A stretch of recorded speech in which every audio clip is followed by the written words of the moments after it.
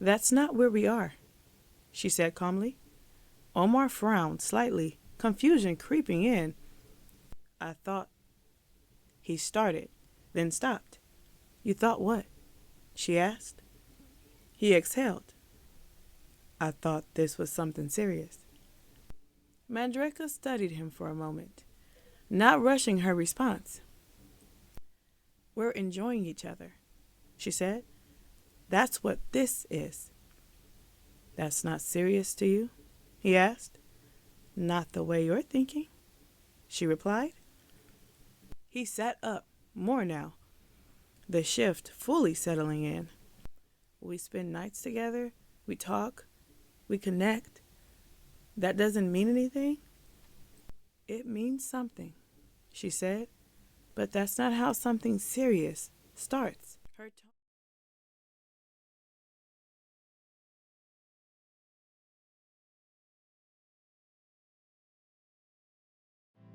She was different. She didn't look like the women he was used to. She didn't move like them either. There was something about her presence, something calm but commanding.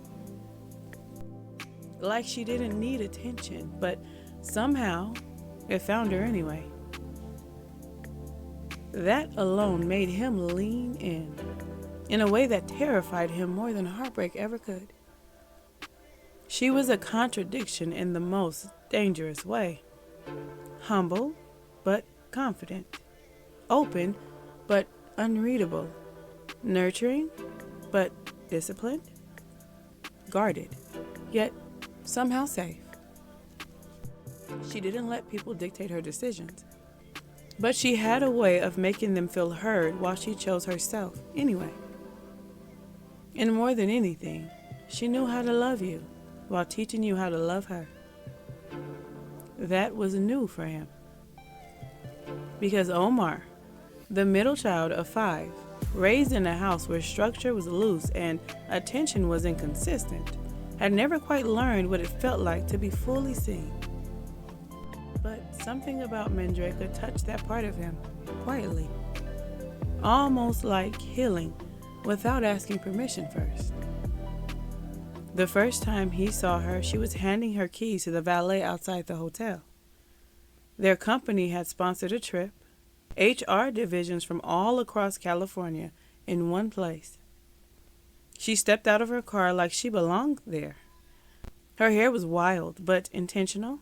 Her energy was poised but free. And something about her pulled him in. He watched her longer than he meant to, trying to figure it out. What exactly made her feel so magnetic? And with every second, he found himself getting closer. It's not the hair, she said. Her voice stopped him mid-step. Omar blinked, caught off guard. What do you mean? He asked, stepping closer. She smiled, a soft dimple settling into her cheek. You're trying to figure out why you're drawn to me, she said calmly. And even though it's beautiful, it's not my hair that's pulling you in. Now he was fully locked in. She didn't just catch him staring, she understood why. Really? He asked, sliding his hands into his pockets, studying her. What is it then? I'm a witch, she said playfully, extending her hand toward him in a firm but friendly handshake. Mandraka pierced. He took her hand gently, noticing the faint ink along her fingers, tattoos that felt like stories he hadn't heard yet. You got me, he said, brushing his chin and glancing up for a second. You read minds too? I caught you staring 10 minutes ago, she teased, grabbing her suitcase. I just wanted to have a little fun with you. He laughed, but something about her answer didn't fully land as a joke. How did you know what I was thinking? He asked. She tilted her head slightly. Let's just say I have a sixth sense for energy. He stepped closer. Are you actually magical or not? Who's asking? She shot back, a hint of flirtation in her tone.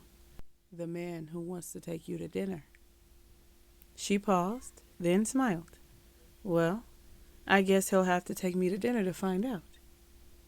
And just like that, he was hooked. As whatever that pull was, whatever current carried him toward her in that moment, it didn't fade. It only got stronger the closer he got to her. And Omar wondered if she felt it too. Omar got there early, 15 minutes early, which wasn't like him, but something about her had him moving different. He sat at the bar checking his phone, looking up every few seconds like he didn't want to miss her walking in. And then she did. Right on time. Mandraka walked in like she belonged there. And this time, he caught it. Her scent. Soft. Not overpowering, but it stayed with you. Sweet. With something earthy underneath it. Grounded, but feminine. Just like her. She walked past him, brushing her hand lightly across his shoulder as she took her seat. Good seeing you again, she said, that dimple showing just enough to make him stare a second too long. He smiled, leaning back slightly. So, you gonna tell me now, or you wait until we both a little tipsy so I can't run? She raised an eyebrow, amused. Tell you what. He leaned in slightly. If you putting spells on men to draw them in. Not really asking. More like calling her out. The waiter came just then. Mandraka barely broke eye contact as she ordered. I'll take the witch's brew. Extra dry ice. She gave the waiter a soft smile, then glanced back at Omar and winked. Omar let out a quiet laugh, shaking his head. Yeah, I'm in trouble. I'll take a couple shots, he added. Something dark, and whatever fish you got that's good. The waiter walked off, and for a moment, it was just them again. I don't use spells, Mandraka said, reaching for her water, but that's not the only way someone can use magic. Omar leaned in a little more. Oh, yeah? She nodded, taking a slow sip, her eyes still on him. You're different, he said, more serious now, like he was trying to figure her out and realizing he might not be able to.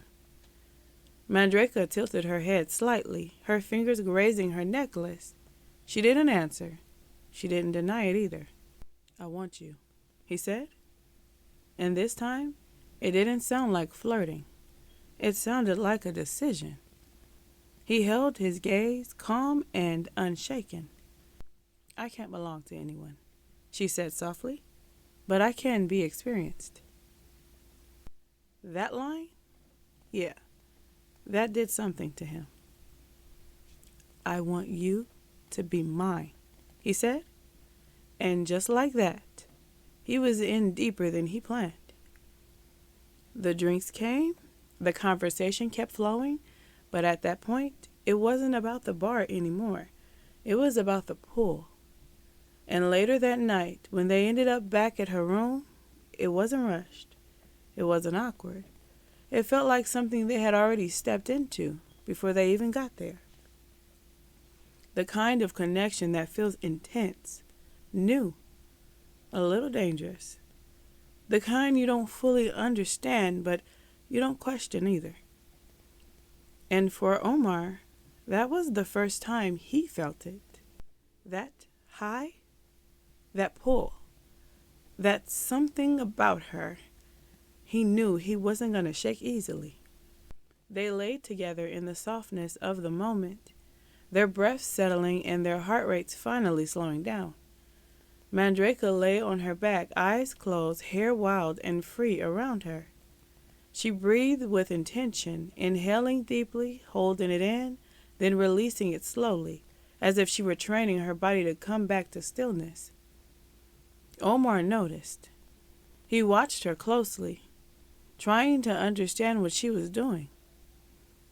Seems relaxing, he said. Shh, she interrupted. her eyes still closed. He paused for a moment, then laid back and tried to follow her rhythm. He breathed in, held it, and released it slowly. Gradually, his body began to settle in a way that felt unfamiliar, almost sacred. Before he knew it, he had drifted off into a deep sleep. He woke to sunlight pouring softly into the room. "It is," she said. He looked up. Mandraka was standing over him, already dressed, already composed. "It's my post-orgasmic breathing exercises," she said calmly. "It helps increase serotonin, helps me sleep better, especially after sex." She handed him a towel. "The shower's waiting for you. I've got to get going." And just like that, she grabbed her bag and walked out of her room. Omar sat up slowly, confused.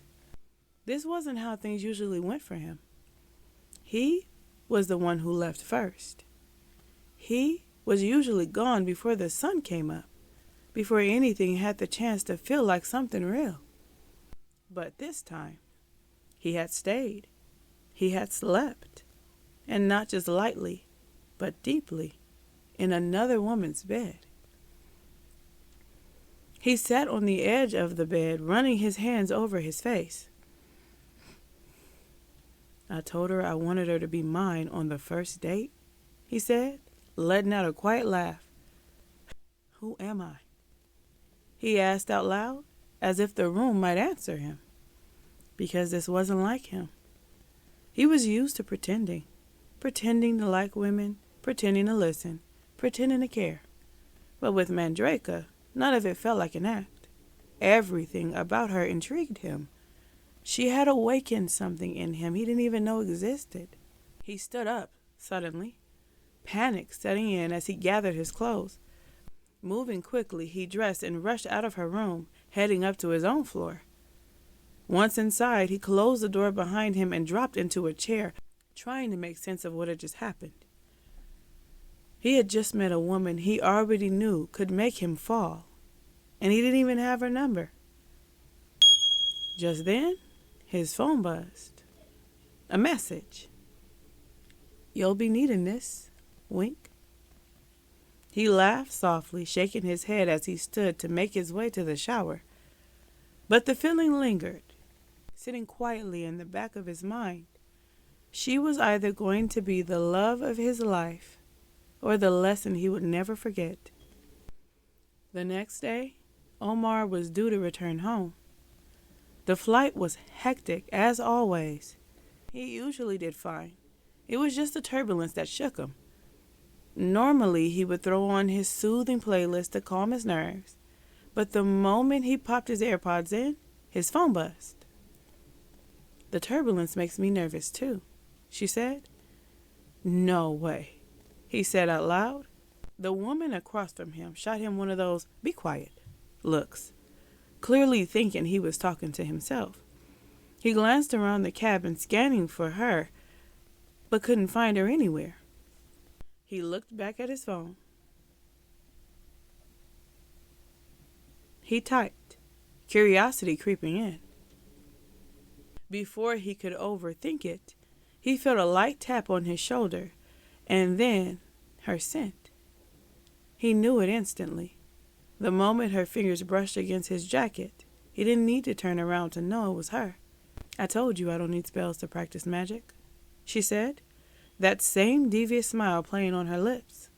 He turned, caught between surprise and something else he couldn't name.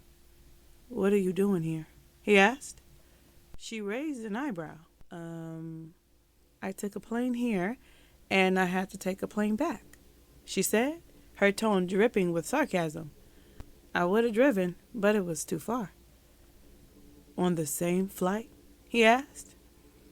That's when her expression shifted, just slightly. It felt like he was happy to see her, but there was something else there too. Something guarded. Something that made it seem like he thought she had followed him. And she caught it. "We do work for the same company," she said, her tone tightening just a bit. The travel department booked our flights. She paused, mid-explanation, as if realizing she didn't need to explain herself at all.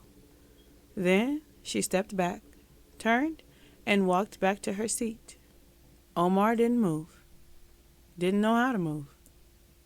The fun, flirty energy between them had turned tense, just like that. Maybe it was the turbulence. Maybe it was how strongly he felt her presence the moment she texted him. Or maybe it was something deeper. Because the part of him that wasn't used to actually liking someone, the part of him that didn't know how to sit in something real, put his guard up. And instead of just being happy to see her, he questioned it. She never came back. She didn't text again. When the plane landed, she walked off smiling, casually chatting with the woman and her child like nothing had happened, like she had never met him, like they weren't tangled up in each other the night before, like she hadn't said his name while moaning in pleasure. She passed by him without a second glance, and that landed hard. Omar just got into his Uber, his playlist already playing, trying to calm something that had nothing to do with turbulence anymore, because now he knew he was going to have to find a way to fix the mess he just made. He talked to his friends about it. Not the feelings, just the situation. Just text her, hey, and see what happens, Tyler said. I did. No reply. Omar replied, tossing a ball in the air, trying to shake the anxiety off. Okay, text it again, Tyler said, more forceful this time. What's the point of that? Omar asked. To make her think you care. Women go crazy for consistency. Omar wasn't buying it. He knew that sounded stupid. But what he couldn't understand was why he cared. If one woman didn't text back, he usually just texted another, moved on, kept it light. But with Mandraka, it was different. She was different. Did she block you? Tyler asked. Omar stared at the delivered stamp that had been sitting there for almost a week. Not yet, he said. That means she just needs a little more time, Tyler replied, handing him a bottle of water as he noticed Omar had gone quiet. You like her? Tyler asked. It sounded like a question, but it felt like a statement. I never seen you this affected by one girl, bro. Woman. Omar corrected. She's a woman. He paused for a second. I don't know. I just like the sex, he added, trying to brush it off, trying to shake whatever it was Tyler was picking up on. Well, offer to take her to dinner or some shit like that, Tyler said. Just don't let her know you care or she'll do more of this. Omar nodded, and they shared a quick moment of understanding, sealing it with a fist bump. But he sat there, slowly peeling at the label on the water bottle, his mind drifting back to her, because it did get to him, and he couldn't ignore that. But what if it did get to me a little? He asked finally, glancing up at Tyler, almost like he was asking for a way out of it. Tyler looked at him, a hint of pity in his eyes, and shook his head. Then you're fucked. Omar let out a quiet breath. Yeah, fucked felt about right, because that was the feeling that had been sitting with him ever since he left the airport. For a while, he was okay. It started small. Just flashes of her smile, quick thoughts of her when a woman passed by wearing a similar fragrance. Nothing too loud, nothing he couldn't ignore. But then it got a little bigger. Text notifications made his heart race, only for it to drop the moment he saw it wasn't her. Thoughts of them being together, intimate, close, kept him up at night. He couldn't look at a drink without thinking about the night at the bar, the way she looked at him, the way she spoke. And then it got loud. His work days became saturated with her. He found himself scrolling through her Facebook, staring at her pictures, replaying her videos. He found her on Apple Music and lingered in her playlist, adding her songs to every list he had. like that would somehow bring him closer to her. He even caught himself searching through the company directory just to find her contact, while he was supposed to be following up with clients. "What's happening to me?" he asked quietly, sitting at his desk, thumbing through her Facebook like he always did at lunchtime, staring at the same picture he had been looking at for weeks. These feelings for Mandraka were strong and unfamiliar. He couldn't explain them. Infatuation, lust, or love. He didn't know, but one thing he knew would work. He closed his eyes and whispered to the universe, "Please, give me a sign if this is something real. And if it is, I'll never let her go again." He sat there for a moment, letting the words settle, convincing himself that whatever came next would either pull him deeper or close it all together. But right now, he needed air. He stepped outside, trying to clear his head, trying to get away from the thoughts, from the sound of her voice that lingered in his mind, from the presence she left behind that refused to leave him. The cold wind hit his face the moment he walked out. And that's when he saw her. Mandraka was entering the building with a friend. As soon as their eyes met, a butterfly landed on her shoulder. "Oh," she said softly, her voice lighting up with excitement. "You're so beautiful." She gently lifted the butterfly with her finger, moving it from her shoulder to her hand, admiring it like it was something sacred. She didn't acknowledge him, didn't break her moment, like he wasn't even there, like they hadn't shared anything at all. She released the butterfly, watching it flutter away, then continued into the building with her friend. And just like that, she was gone again. Omar didn't follow her, but he didn't let it go either.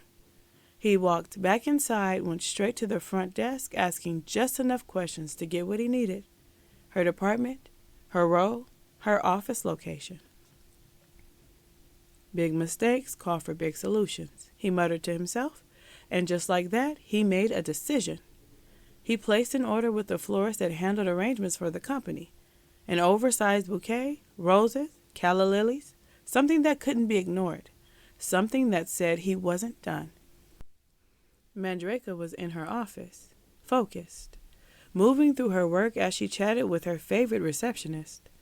It felt like a normal day, calm, grounded, until it wasn't.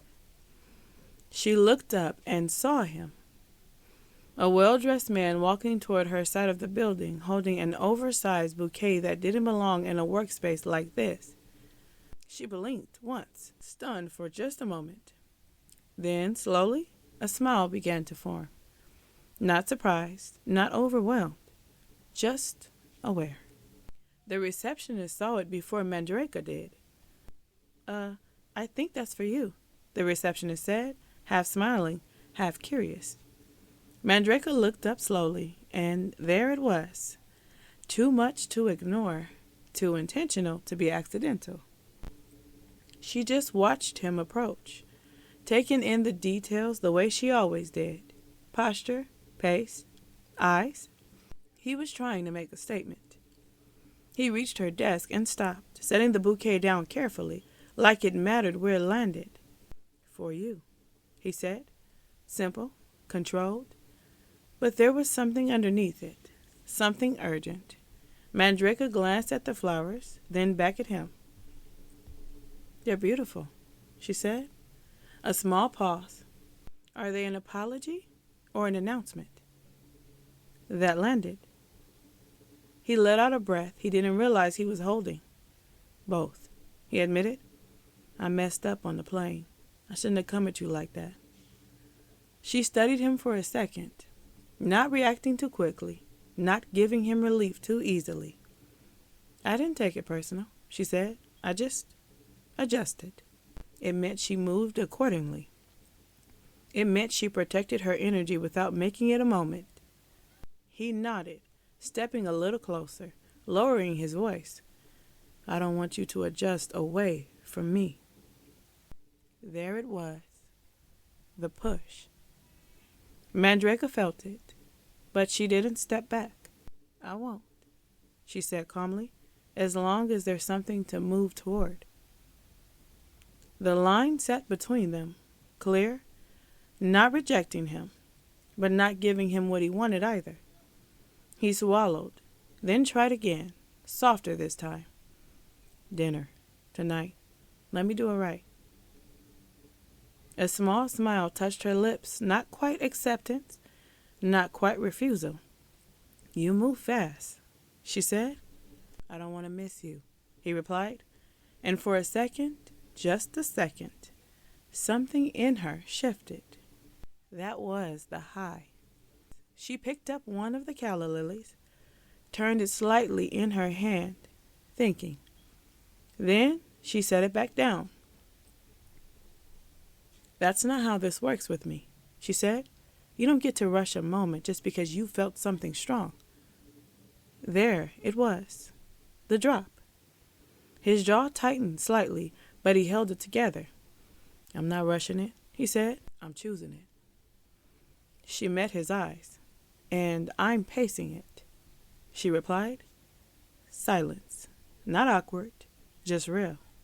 He nodded slowly, like he understood, even if he didn't like it. Tomorrow, she said finally. Not tonight.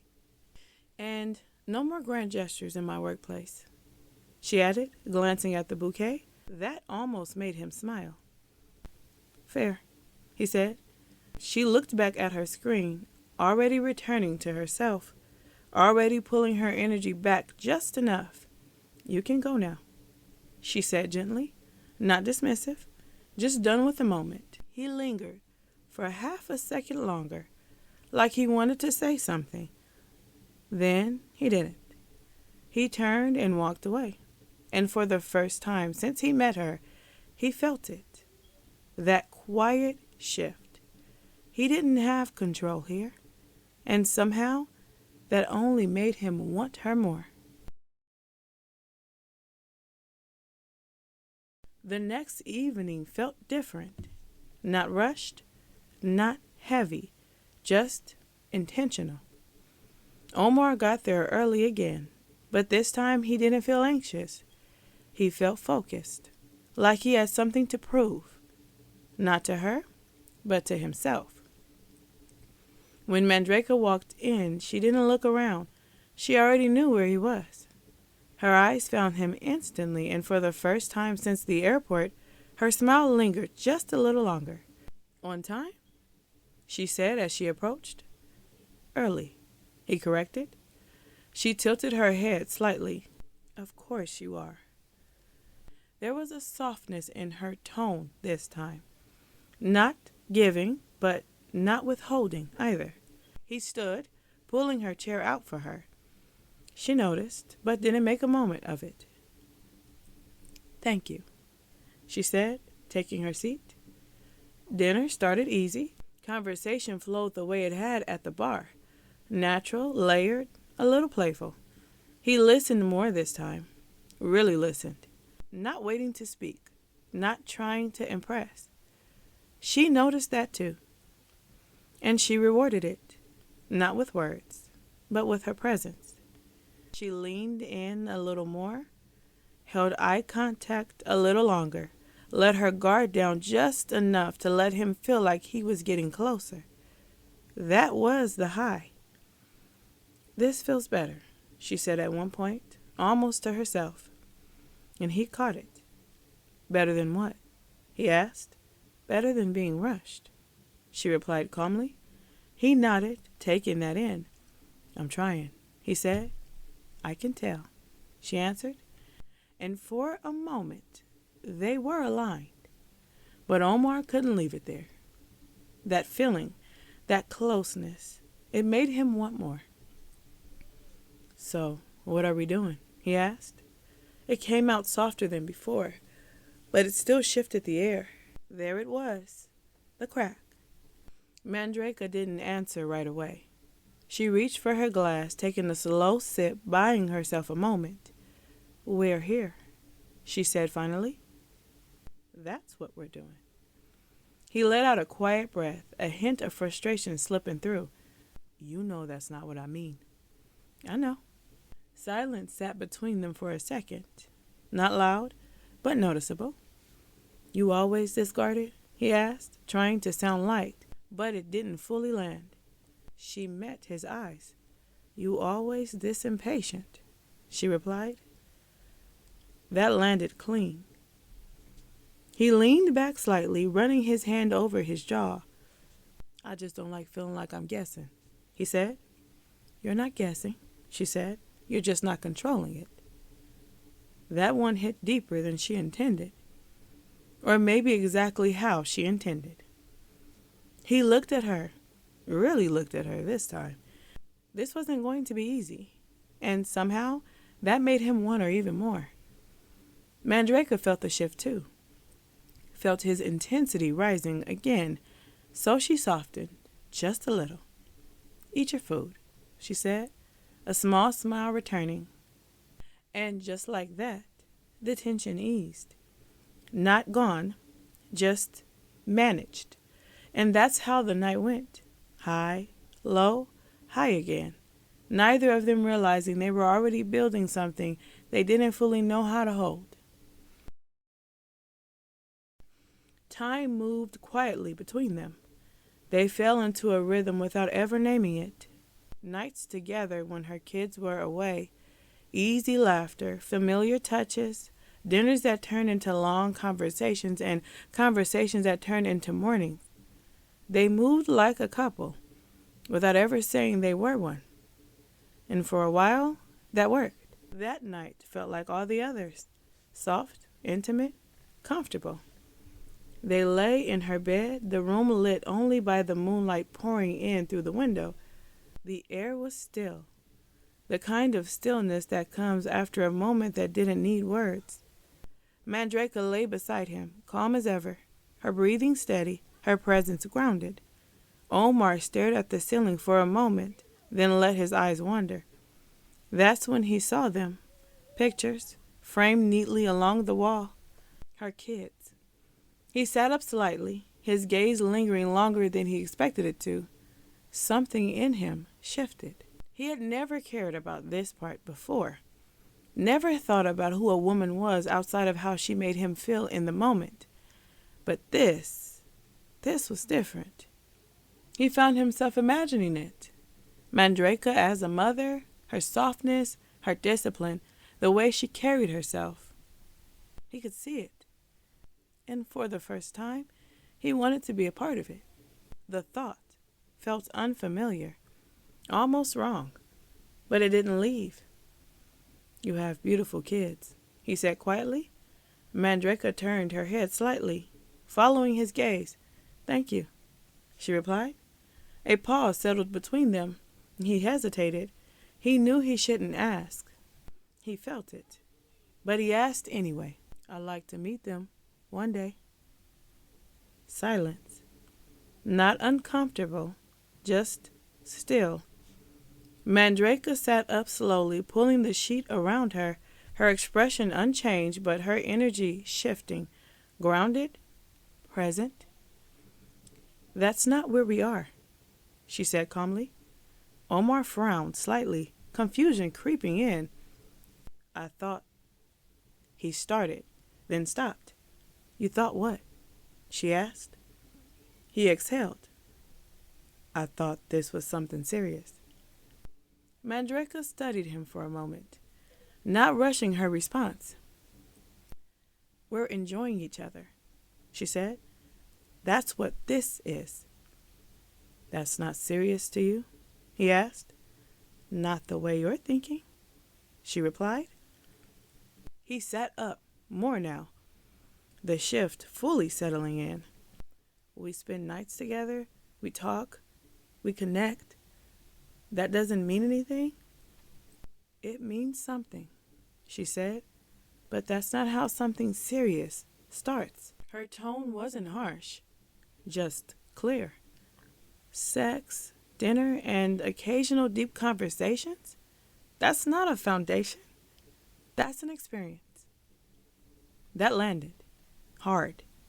Omar sat there quiet, because for the first time he realized something. She wasn't going to fall into place just because he felt something. She was intentional, and if he wanted more, he would have to become something more. He leaned back slowly, running his hand over his face. "Yeah," he said quietly. "I hear you." Mandraka watched him for a moment, reading him the way she always did.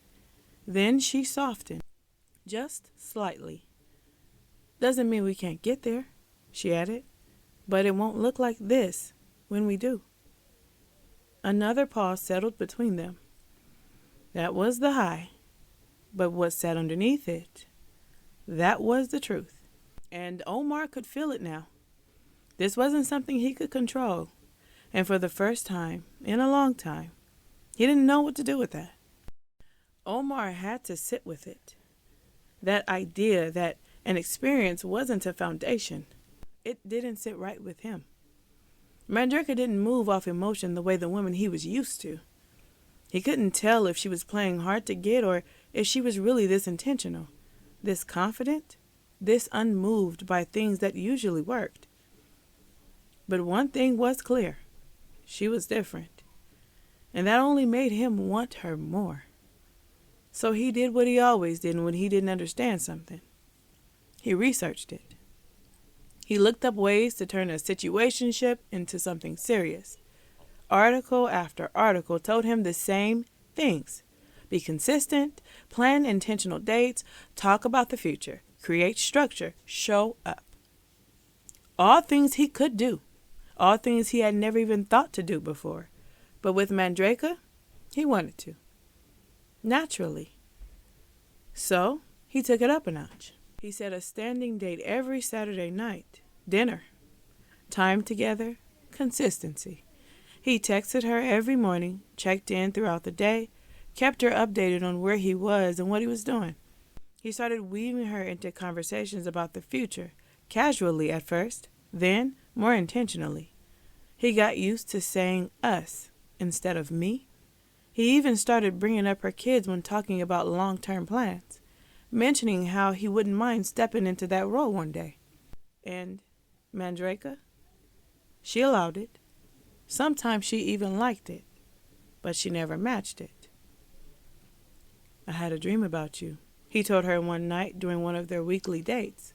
She smiled, soft and flattered, waiting for him to continue.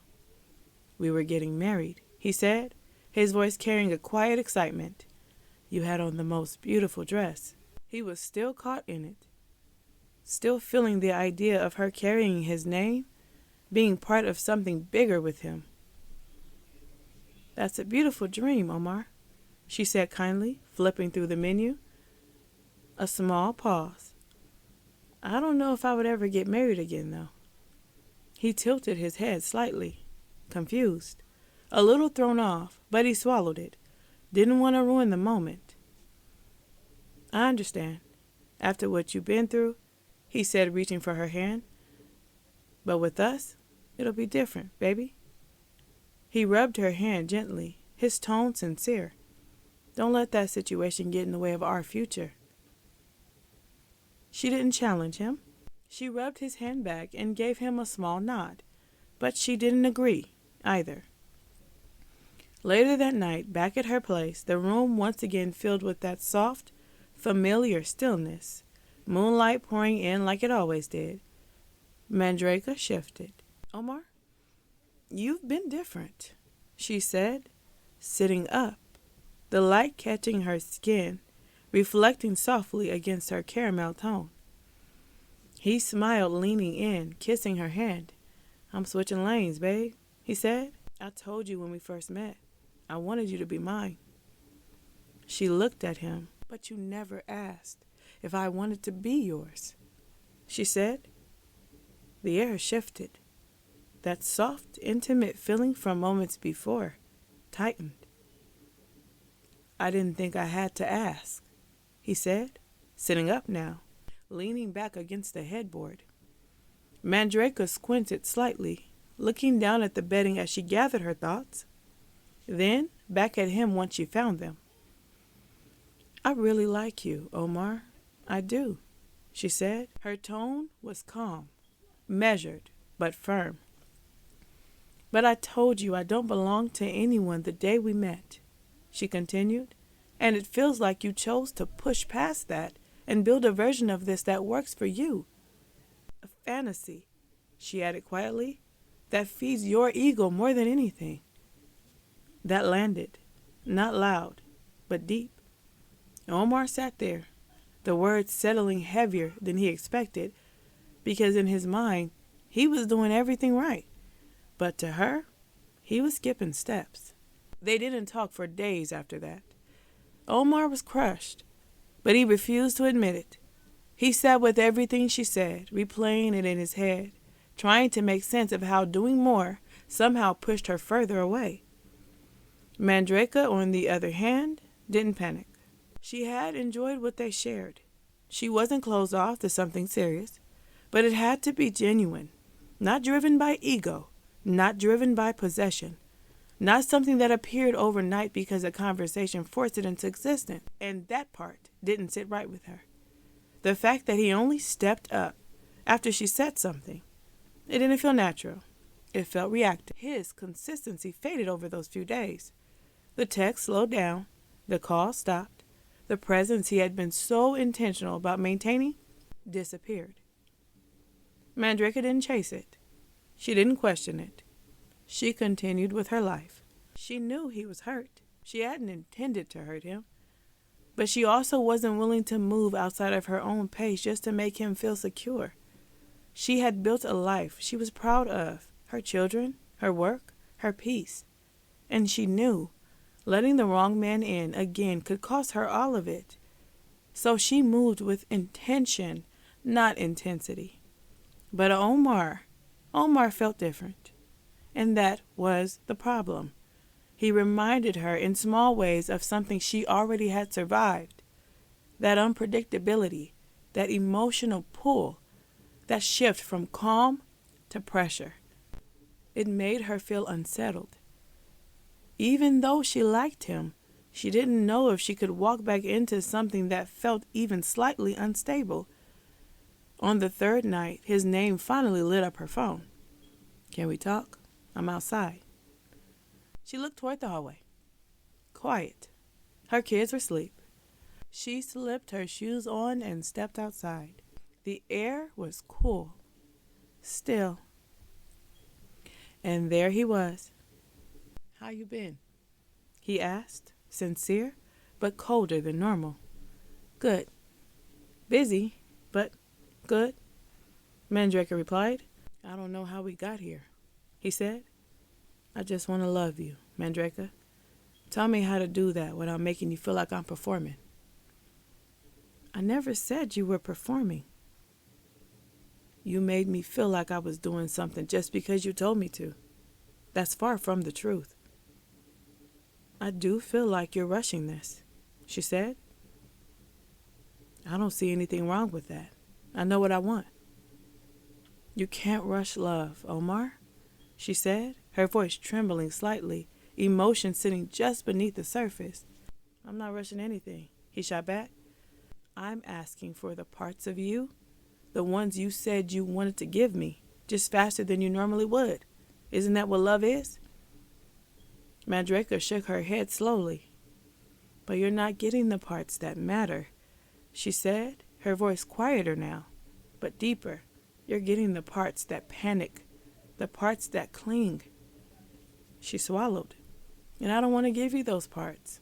They're desperate and they're dark." "I want every part of you, Dre," he said, stepping closer. "Even the ones that could hurt me." She let out a soft breath, almost disbelieving. "That's the problem, Omar. You don't care if it hurts." Her eyes locked onto his. "You've caused pain before. And now, just once, you want to be the one who gets hurt, the victim, so I can be the villain." His face tightened. "But I don't want to be that part of your story," she continued. "I'm asking you for time, and you keep refusing me the space I need to choose you." His jaw flexed. "It's been 6 months," he said, frustration rising. "You're the only woman I've been dealing with before we even had a conversation about being exclusive, and you're still holding back?" I'm making sure I don't give you the wrong parts of me at the wrong time, she snapped, her tone finally breaking through her calm. That should be what you want too. Silence hit, heavy, sharp. If I can't have the parts of you that matter, he said, his voice turning cold, then I don't want any of them. That landed, hard. Her face twisted, hurt, flashing into anger. Are you breaking up with me? She asked, her voice tight, controlled. Barely. You can call it that. He shrugged. You're so damn guarded, I'm surprised you even care. That did it. Mandraka went still, arms folded, breathing shallow, tears collecting but not falling. I love you, Omar, she said, her voice steady now, almost too steady. But it's not my job to protect your self-worth every time I set a boundary. A pause. You are fragile as hell. He scuffed, but it didn't land the way he wanted it to. Well, leave my fragile ass alone then. She looked at him, long. That look, the one that quietly asks, are you sure? He felt it, out of the corner of his eye. But instead of turning toward her, he fixed his gaze on the rose bush across the yard like it suddenly mattered more than she did. Like choosing pride was easier than choosing her. But inside, he felt it pulling at him. Felt her. Felt the space between them stretching too far, too fast. The moment the words left his mouth, he regretted them. He didn't mean it. But when things got real, Omar had always chosen easy. And right now, walking it back felt harder than letting her go. Mandraka didn't argue. She didn't beg, didn't raise her voice. She just turned and walked back inside. The door closed softly behind her. Not slammed, not dramatic, just final. Omar waited, a few seconds at first, then longer, thinking she'd come back out, tell him he was being stupid, reassure him. But she didn't. And standing there, in the quiet he created, Omar felt it all at once. Maybe he did deserve for her to give up on him. But at the same time, he didn't want her to. 3 weeks. That's how long they lasted without each other. 3 weeks of silence. 3 weeks of pretending. 3 weeks of Omar trying to drown the ache she left behind with work, noise, liquor, women he didn't even really want around him. But still, nothing worked. Because Mandraka wasn't loud enough to escape that way. No, she lingered quietly.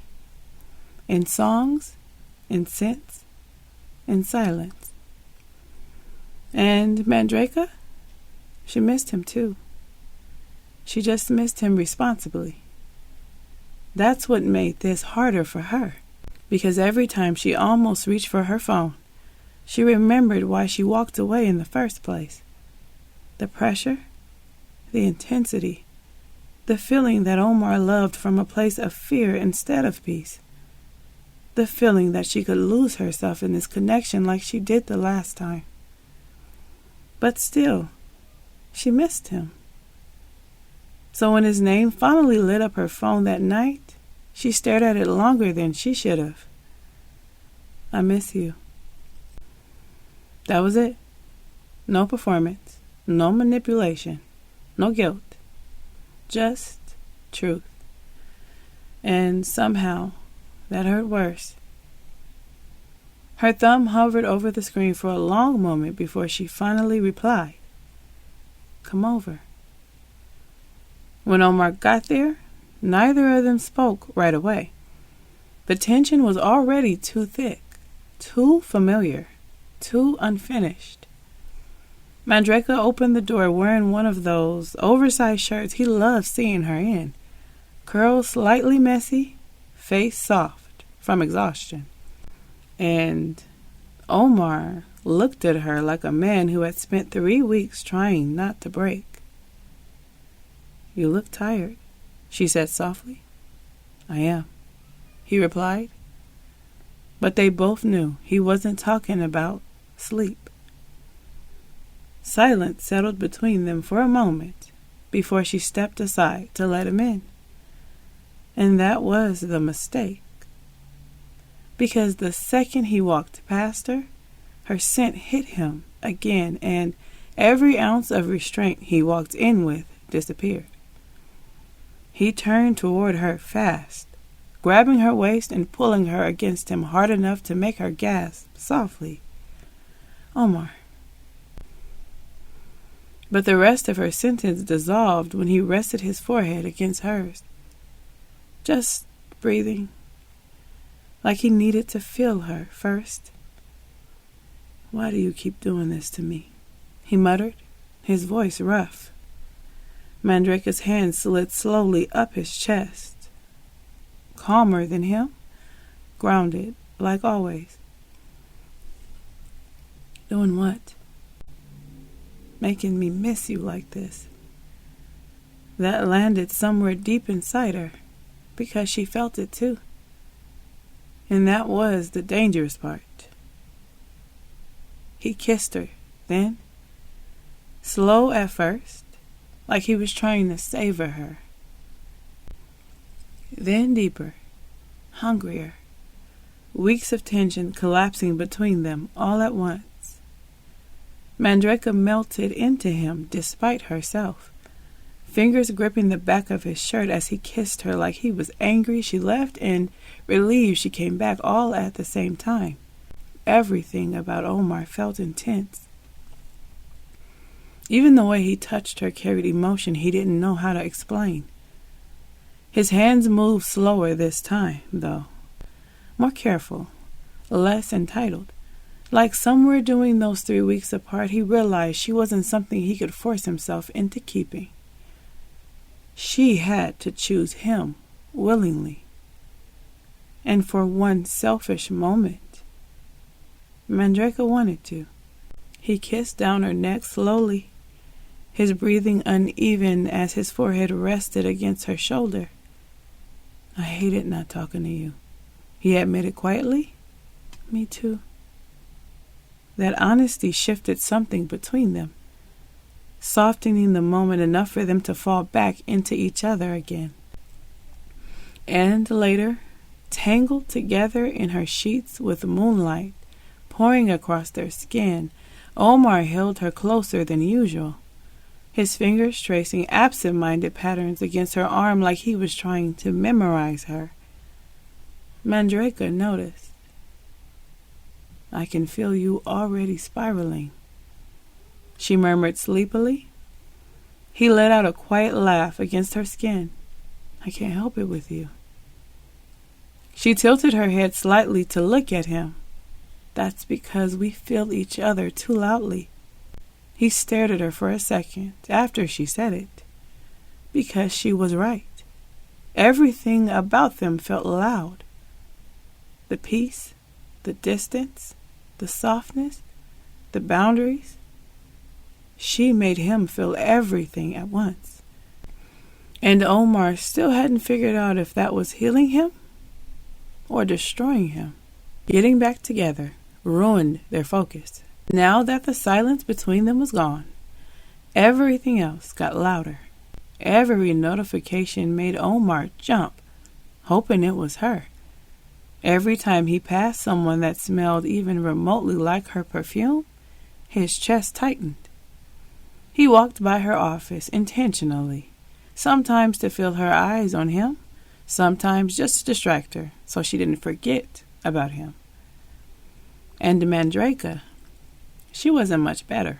She tried to focus during meetings, but her mind kept drifting back to the way he touched her the night before, the way his voice sounded when he admitted he missed her, the way he held her afterward like he was scared she'd disappear again.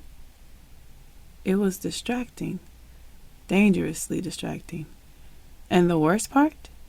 They were in the same building now, and would be until her assignment ended.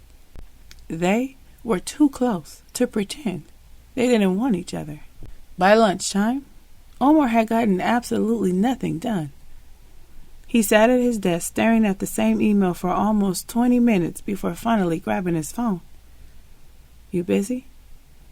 Mandraka looked at the message and immediately smiled against her will. "Supposed to be." "Meet me downstairs." She stared at the screen for a second longer than necessary, then sighed. 5 minutes.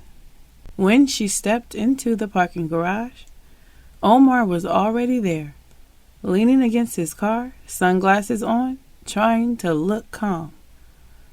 But she knew him now. He looked restless. The second he saw her, his entire body shifted. "There you are," he said softly. Mandraka crossed her arms, trying to fight the smile threatening to form. "You called me down here like we don't have a mountain of work to complete." "Work can wait," he replied. "Besides, I ain't got nothing done all morning." She laughed quietly, shaking her head.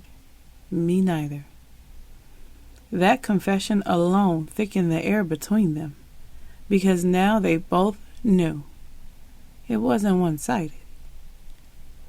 Omar stepped closer, his eyes dragging across her face like he hadn't seen her in weeks instead of hours.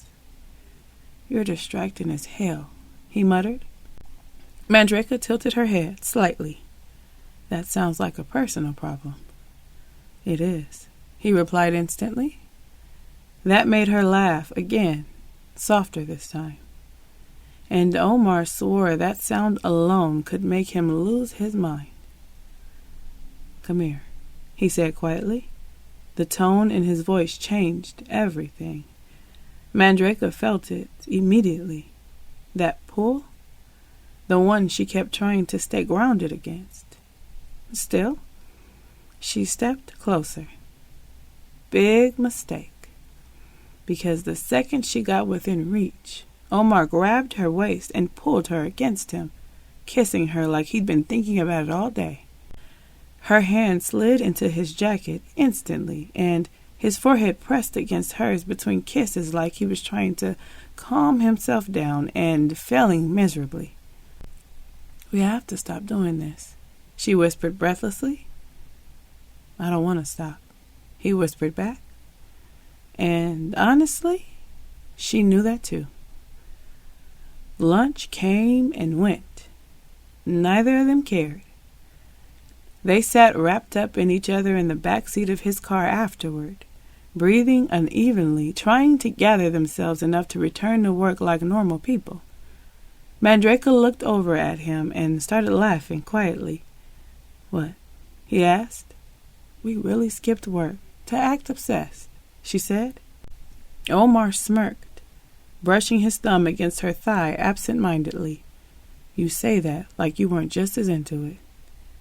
She rolled her eyes, but she was smiling. And that smile?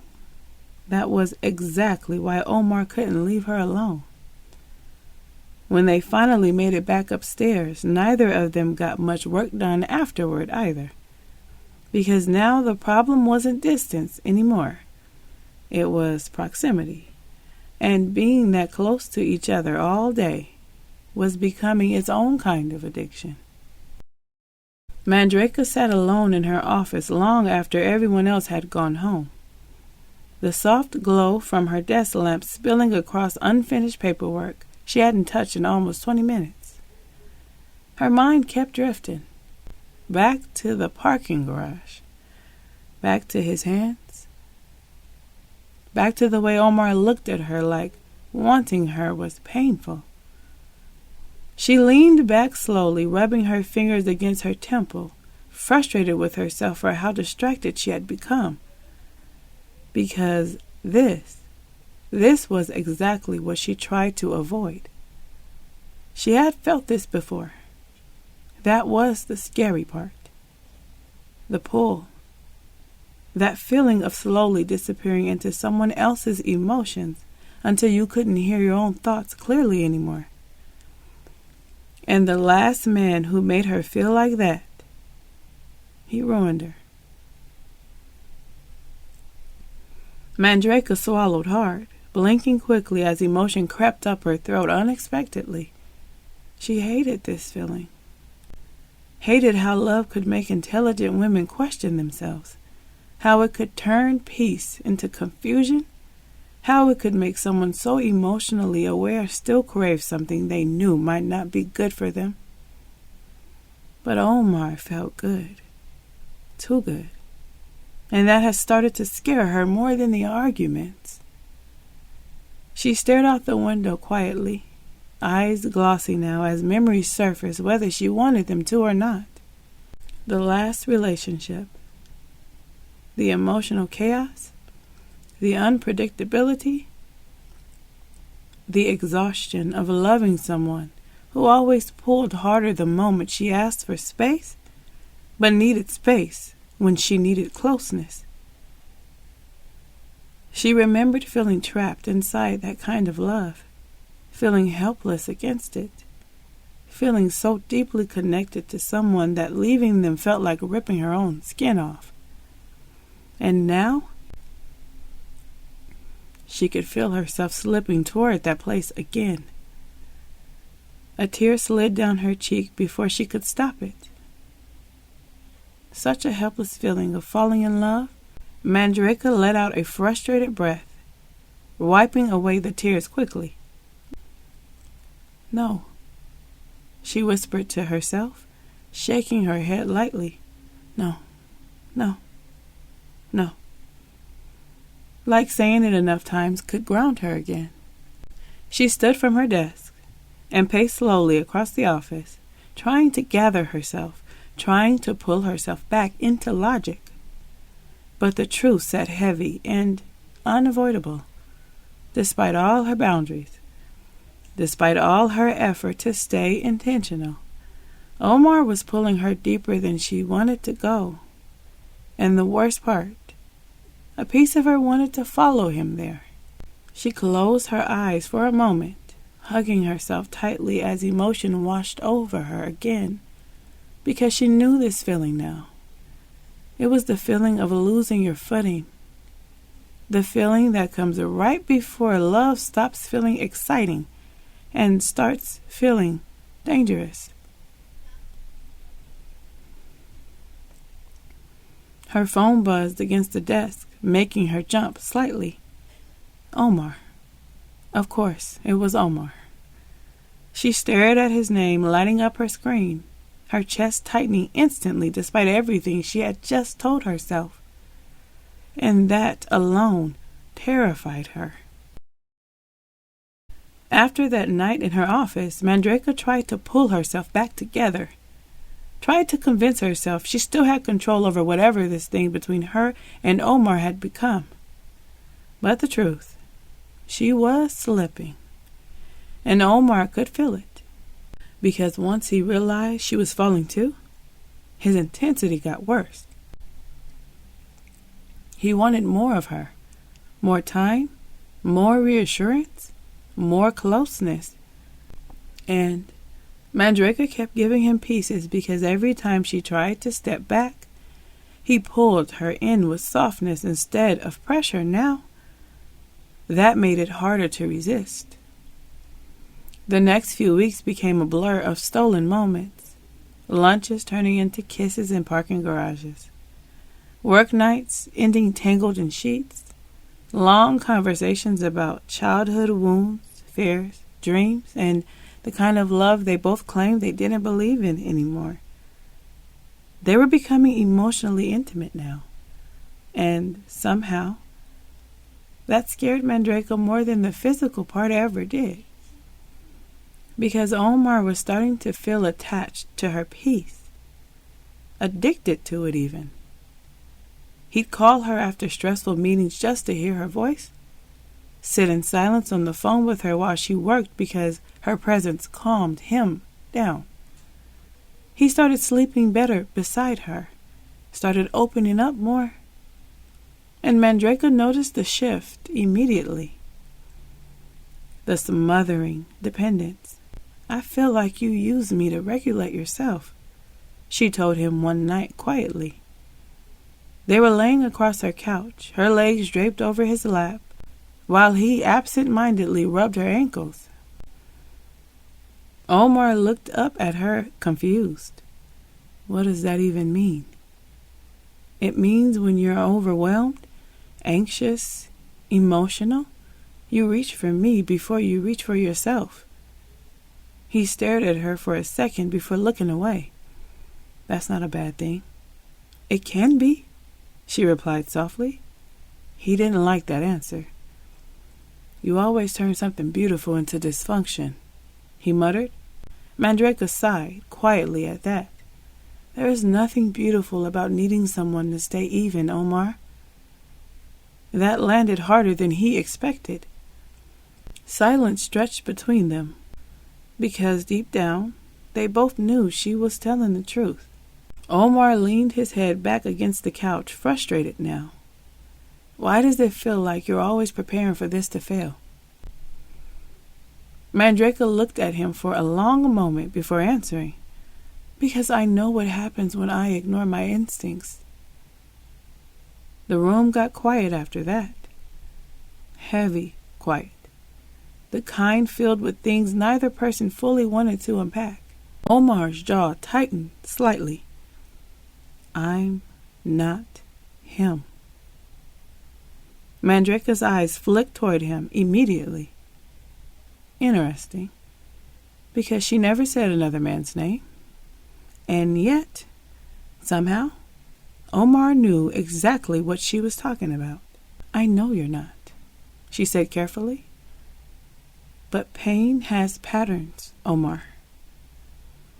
He hated that sentence instantly, because it made him feel grouped in with ghosts he didn't create. So what? He asked coldly. I gotta spend every day proving I'm different than somebody who hurt you before me? Mandraka sat up slowly now, feeling that shift happening in real time. That's not what I'm saying. Then what are you saying? I'm saying this intensity is fun for you, but for me, it feels like danger. Wanting someone badly, needing them badly, feeling consumed by them. That's what love always looked like to him. And now, Mandraka was questioning the very thing he thought made his feelings real. He stood up, suddenly, pacing once across the room before stopping near the window. You keep talking like me loving you deeply is some kind of flaw. No, she said softly. I'm saying loving me deeply shouldn't require me to lose myself in the process.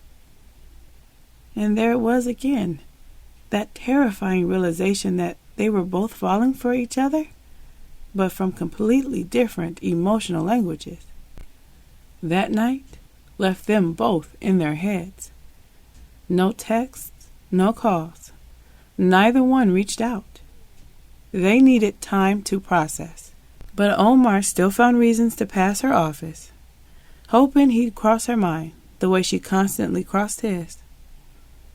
Mandraka didn't fall into the trap. She stayed focused, put her phone in her bag, kept her computer tab strictly on documents and work sites that actually pertain to work. Every time her mind started drifting toward him, she forced herself back into the present. But when she finally left the building, something in her tightened. Like he was pulling at her energy, refusing to let her leave completely. No, she said out loud as she got into the car. Start the car. She instructed herself firmly. She was going to overcome this. She pushed herself to continue with her day. No checking notifications. No drifting into thoughts of him. No daydreaming. That's how she ended up at her friend's house later that evening, laying across Leclerc's couch, 2 bottles of wine deep into a conversation about Omar and this love that felt a little too much like a trap. And Leclerc listened carefully, eyes narrowed with concentration, already assessing the situation before Mandraka even finished speaking. How old is he? Leclerc asked through a short laugh. 32. Mandraka replied, already knowing what was coming next. 5 years younger? LeClaire said, raising an eyebrow. Interesting. Mandraka tilted her head back against the couch, letting the wine swirl down her throat, trying to ignore the judgment she heard creeping into her friend's voice. I thought you learned from the last time, LeClaire continued, but some of us gotta bump our heads a few more times before we learn to stay away from that side of the street. Mandraka didn't reply.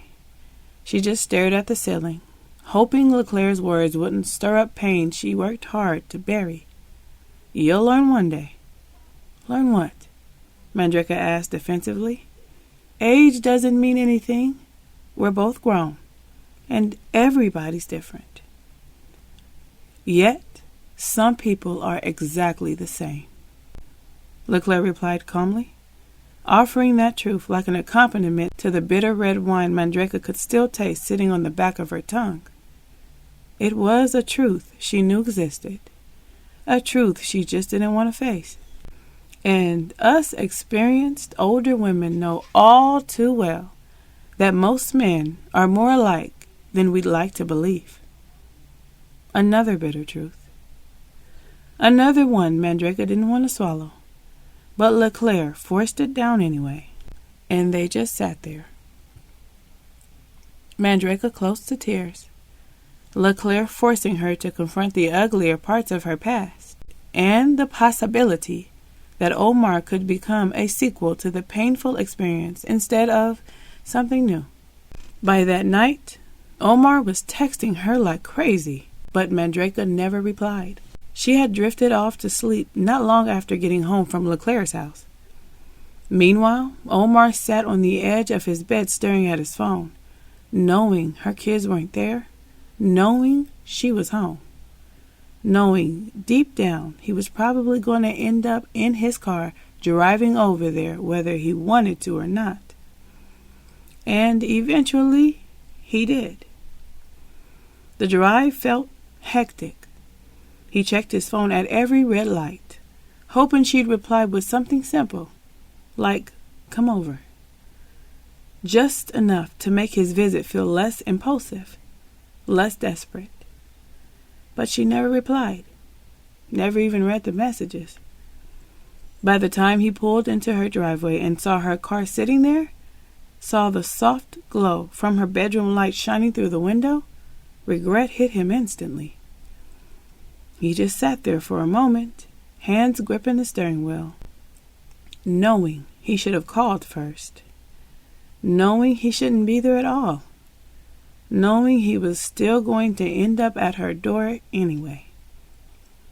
And before he knew it, he was inside. He was drowning in the deep waters of her softness, and she was going crazy on top of him, having her way with him in a way she never had before.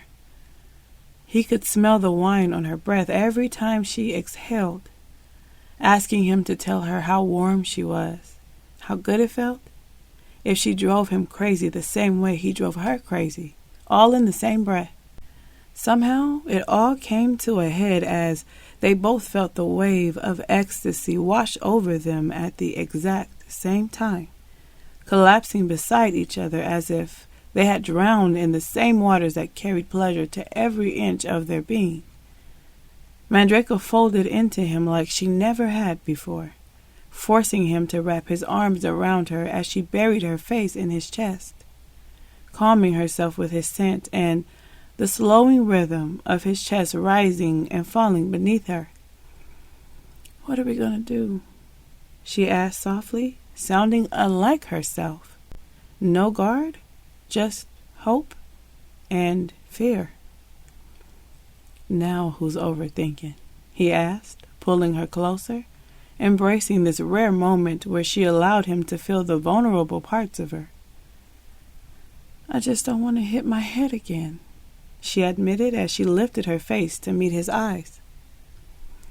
The tears were waiting to rush out, but she narrowed her eyes, trying to stop them before they fell. But Omar could still see them. She sat up slowly so she could fully face him. "If I fall, promise you'll catch me." Without hesitation, Omar replied. She fell hard. Against her better judgment, against LeClaire's wise counsel. And Omar definitely caught her every single time. At first. "I can't sleep." That text came at least once a week. The nightmare still found her sometimes, pulling her out of sleep and dropping her back into old pain she thought she buried a long time ago. And every time Omar came, no hesitation, no complaints. He'd drive over in the middle of the night, rub her head while she cried quietly against his chest, hold her close, rock her gently until her breathing slowed and sleep finally reclaimed her. He became her comfort, her stability, her sense of security when she couldn't find her own. And that terrified Mandraka almost as much as it healed her. Because slowly, without even realizing it, she had stopped calming herself down before reaching for him first. And Omar could feel that weight. The pressure, the heaviness of Mandraka's past. But she opened up for him, and that's something he thought he wanted, thought he could handle. She needed him more now, became dependent on his strength whenever she couldn't find her own. There were nights she became completely emotionally unraveled, inconsolable, and Omar would be beside himself trying to pull her back to her baseline, trying to save her from feelings he didn't fully understand himself. And eventually, the pressure started making him pull away. "Come see me," Mandraka texted him one evening. Omar stared at the message for a long time. He had gotten lost in work and hadn't contacted her in almost a week. Part of it was work. The other part, he needed distance from the pressure of being needed so deeply. Been busy. Too much work to get done. Dinner next week. "I miss you. Next week is like 4 days away. Come see me." Omar felt the heaviness tighten in his chest as he read her message. And she still wasn't letting up. "I have to work, Dre. I really miss you. Just come over tonight." Omar stared at the screen for a second before finally replying. "Okay." Barely talked before they ended up in her bed again, letting the moonlight paint them in shades of deep blue while they touched each other with passion, desire. But something about it felt different this time. Like both of them were using intimacy to avoid a conversation neither wanted to have. "Tell me you love me," she breathed as she stood on the edge of pleasure. But Omar stayed silent, just kept moving, almost mechanically, out of obligation more than emotion. Mandraka felt it instantly. The disconnect? She got still, grabbed his face while straddling him, forcing his eyes toward her. "Say you love me," she demanded softly. But Omar just looked up at her, blank, stubborn, refusing her the very thing she needed in that moment. And she felt it then, the distance, saw it sitting all over his face. Mandraka pushed him away suddenly and leaned back against the headboard, grabbing her glass of water to wash down the bitterness rising in her throat. "What the fuck?" she asked quietly.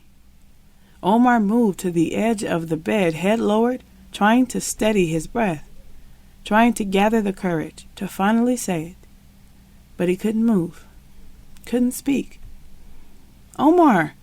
Mandraka yelled this time, panic slipping into her voice. Still nothing. No movement, no words. And suddenly, she knew exactly what this moment was, knew exactly how the night was going to end.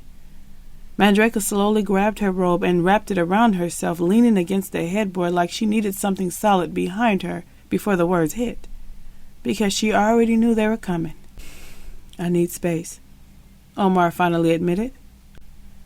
The words left him with relief, but they hit her like a car crash. Mandraka inhaled sharply, like her body forgot how to breathe for a second. Like there wouldn't be another breath after that one. Like this moment alone could stop her heart. Because she had felt him pulling away for weeks now, the same way they always did once she finally gave in. But she kept falling anyway, and now it felt like the ground was nowhere in sight. "You're a coward," she whispered, tears filling the whites of her eyes. Omar dropped his head even lower. He already felt worse than he thought he would. "I'm different, Dre. This'll be different, Dre," she mocked through tears. "Isn't that what you told me?" Her voice cracked. "You're a fucking liar." She stood now, emotion pouring out uncontrollably, just like every other man that wants to see me bare so you can stare at all the broken places and break me even more. "Dre, you're a mess," Omar snapped back, overwhelmed now himself. "I've been there for you, but it's a lot. You got a lot of demons." "I'm human and flawed," she yelled. "Being able to see that and stay, that's love, Omar. Not the desire to claim something before you even know what it is you're claiming." She spit the words out like fire. The anger had her throat burning and her head spinning. "Flawed and hectic are two different things, Dre," Omar replied, exhausted now. "I'm just not the man for you." And finally, he said the real part, the part he'd been avoiding. "I don't feel like you're the woman I met anymore," he admitted quietly. "I need time to think about if I really want this." And that broke her more than everything else combined. "Go," she snapped, tossing his clothes at him. "Now!" The words echoed through the room sharper than she intended, but she couldn't stop them, couldn't stop anything anymore. Mandraka rushed toward the front door, passing every piece of the life she had fought to rebuild. Degrees hanging proudly on the walls, pictures of her children, smiling memories frozen in frames. Accomplishments she once thought proved she survived what tried to destroy her. But heartbreak has a cruel way of shrinking everything good. One moment of loss, and suddenly none of it feels loud enough to comfort you. The beautiful home she worked so hard for suddenly felt small, empty, like grief had swallowed the air inside of it. She stood at the door waiting for him, face wet with tears and twisted with anger, arms folded tightly across herself like she was trying to physically hold herself together. And Omar? He felt awful. Because he really did think he wanted this. At first, he was sure of it. Sure of her. Sure that loving her deeply meant he was finally becoming a better man. But somewhere between her softness and her pain, between being needed and being depended on, he realized he didn't have the strength to carry someone the way Mandraka needed to be carried. And the worst part, he knew she warned him from the very beginning. Omar stopped before reaching the door and looked at her one last time, searching her face like maybe he could still find the version of this story he originally imagined. The version where love fixed everything. The version where intensity meant forever. The version where wanting someone badly was enough to keep them. But standing there now, watching the strongest woman he ever met trying not to completely fall apart in front of him, he realized something terrifying. Love was never the problem. They just wanted it in two completely different languages. Mandraka looked away first. That hurt him more than the yelling, more than the tears, because somehow her refusing to look at him felt final in a way words never could. "You made me promise to catch you if you ever fell." he said quietly, almost to himself. Mandraka laughed through her tears. Yeah, she whispered, and you still let me hit the floor without even trying to catch me. She swallowed hard. Silence filled the room after that. Then he walked out. 3 weeks passed. No texts, no calls, no late night confessions. No, I can't sleep. Nothing. Mandraka spent those weeks rebuilding herself, working, being a mother, meditating, pretending she wasn't checking her phone every few hours, pretending she didn't wonder if Omar missed her, pretending she didn't replay every word from that night. And some days, she almost believed it herself. Almost. The knock came just after 9. 3 soft knocks. Not aggressive, not urgent, just familiar. Mandraka froze immediately. Took some time to collect herself before she opened the door. And there he was, Omar. Neither one of them spoke, not at first.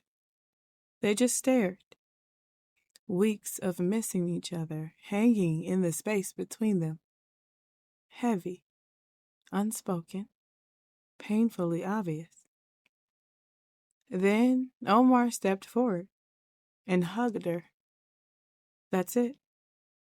No speech, no explanation, no defense. Just wrapped his arms around her and held on. Like he finally let his heart stop running. And Mandraka, she folded immediately. Because she missed him too. Missed his smell, missed his warmth, missed being understood, even when he didn't understand himself. I'm sorry. The words were barely above a whisper, but she felt them. I'm sorry too. And somehow, that was enough. For now. You would think, after the way things ended, they'd both be a little hesitant to continue investing in this connection. But they weren't. They jumped right back in like they never missed a beat.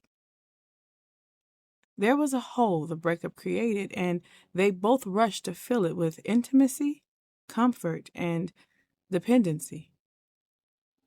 Neither one of them wanted to sit with the ache of missing the other, so they didn't. Instead, they reached for each other. Again. The problem was, they never talked about the things that caused the breakup in the first place. How Omar pushed her to let him in, then pushed her away the moment she did. How he demonized her flaws and walked away after convincing her it was safe to show him the parts she usually kept hidden. The parts she thought he wanted access to. It hurt too much for Mandraka to acknowledge, and Omar carried too much guilt to revisit. So they both pretended it never happened. Can I ask you a question? Mandraka asked, tracing the veins on Omar's wrist with her finger while they sat tangled on her couch. Yes, he replied softly, resting his hand on her shoulder. You don't even know what I was gonna... Did I think about you? He interrupted quickly. A small smile pulled at the corner of his mouth. Yes, I did. Mandraka rolled her eyes and smiled despite herself. How could she stay mad after that? Yes, Omar was inconsistent. Yes, he was stubborn. And yes, his ego was still big enough to need its own zip code. But there was something about him. A pull she couldn't explain. And moments like this only made it stronger. Because somehow, Omar got her. She didn't know how. She didn't know when it happened, but he did. They couldn't keep their hands off each other. Not because of desire alone, because touching each other felt like relief. Like finally scratching an itch neither of them could reach on their own. For a little while, holding each other quieted the noise, the overthinking, the fear, the loneliness. And for a while, that felt like enough. It wasn't. But neither of them was ready to admit that. One night, during a dinner date, Omar noticed a man staring intensely at Mandraka. It bothered him for some reason. The man kept finding excuses to walk by their table, finding reasons to talk to her. Omar clocked it long before she did. She was too busy texting the babysitter and checking on her kids to notice. Omar didn't say anything when the man asked Mandraka if she knew any good spots to grab a drink after dinner. He didn't say anything when the man stopped by to ask where the bathroom was. He didn't even interrupt when they discussed her favorite item on the menu while the man pretended to be looking for recommendations. But Omar had to draw the line when he overheard the man approaching Mandraka outside the ladies' room. "Is he your husband or just a date?" the man asked. Before Mandraka could answer, Omar stepped beside her. "She's taken." His voice was calm, but firm. He took Mandraka's hand without even thinking about it. The man looked at him. Omar looked back. Neither smiled, neither moved. Just an awkward, silent battle that ended when the man finally nodded and walked away. "He didn't mean anything by it," Mandraka said as they climbed into the car. "He was there with someone too." "That doesn't mean anything," Omar said as he pulled out of the parking lot. "He was plotting the entire time. I saw him." Mandraka couldn't help but laugh. The tension in his eyebrows alone was worth laughing at. "You're not jealous, are you?" she asked. Omar adjusted his jacket. "That's not my thing." "Liar," Mandraka said, turning toward him. "You were jealous." "I just don't like dudes being disrespectful." His grip tightened on the steering wheel. "You were clearly there with me. Why does it matter if we're married, dating, or just on a date?" "Well, it matters a lot." She smiled, looking out the window.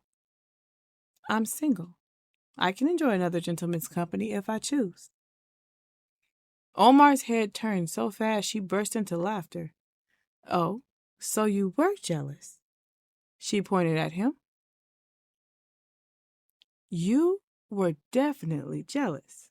I think you've had a little too much to drink," he said as he shook his head. And honestly, she probably had. "And I think you're always in your head." Mandraka smiled and reached over to touch his arm. "Loosen up." She leaned her head against the window for a moment before looking back at him. "I'm with you." Her voice softened. "You don't have to compete with some random guy for my attention." "Really?" Omar asked, like he wanted to believe her, but wasn't sure he should. "Yes." She smiled. "And the only person that can mess that up is you." For the first time all night, Omar smiled. The kind that made him look younger, less guarded. The traffic light ahead turned red. They stopped. The city glowing around them. Quiet, comfortable. "So, what are we doing?" Omar asked suddenly. Mandraka looked over. "What do you mean?" "Us." He turned toward her, his expression more serious now. "What are we doing?" Mandraka studied him for a moment. The jealousy, the concern, the way he looked at her when he thought she wasn't paying attention, the way he kept coming back. Then she smiled. A slow one. Dangerous, but beautiful. Come upstairs. She reached over and kissed his cheek. Maybe I'll finally give you the answer you've been looking for. The light turned green, and neither one of them noticed right away. A horn blared behind them, pulling them both back to reality. Mandraka laughed first, then Omar. The kind of laugh that only happens when you're completely distracted by someone else. Drive. She nudged his shoulder. They smiled at each other, and for a moment, everything felt easy. The rest of the drive to Mandraka's house was quiet. Her hand rested on his thigh, his hand rested on top of hers, and the city lights passed by outside the window like distant stars. I miss this, Omar said softly. His thumb rubbed across the back of her hand. I know. She squeezed his hand back, because she missed it too. When they pulled into her driveway, neither one rushed to get out. They just sat there, listening to the music play quietly through the speakers. Come inside. Mandraka smiled. I was planning on it. Mandraka leaned over and kissed him softly, forehead resting against his, eyes closed, breathing him in. Come inside, she whispered, and stay. Omar's chest tightened, because somehow those two words meant more than every passionate night they'd ever shared. Stay. For the first time in a long time, he believed he could. The weeks that followed felt easy, and after everything they had been through, easy felt like a miracle. Saturday nights became theirs, without discussion, without planning. It just happened. Dinner, a movie neither one paid attention to, too much laughing, too much touching, too much staring.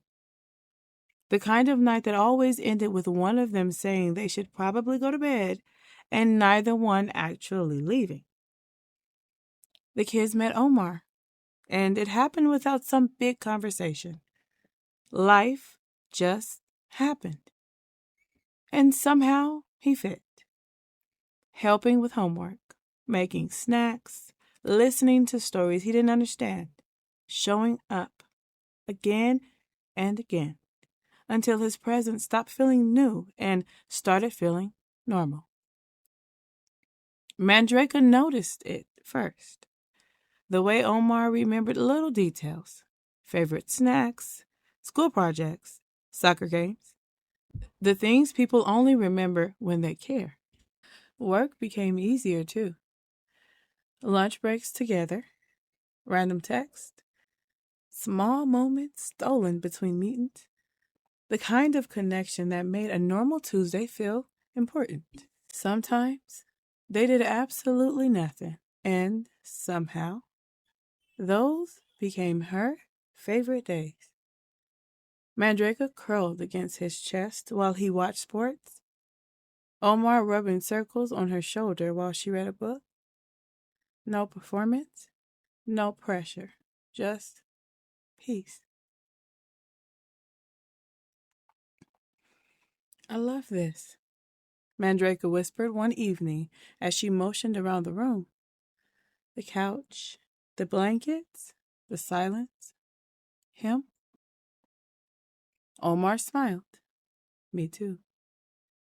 And for a moment, they believed they had finally figured it out. A few weeks later, Omar found himself standing in Mandraka's kitchen at 11 o'clock at night, making grilled cheese sandwiches just because she said one sounded good. I bet you do this for every girlfriend when you spend the night. Mandraka teased as she sat on the counter watching him struggle with the spatula. Not really. Mandraka rolled her eyes, but she smiled.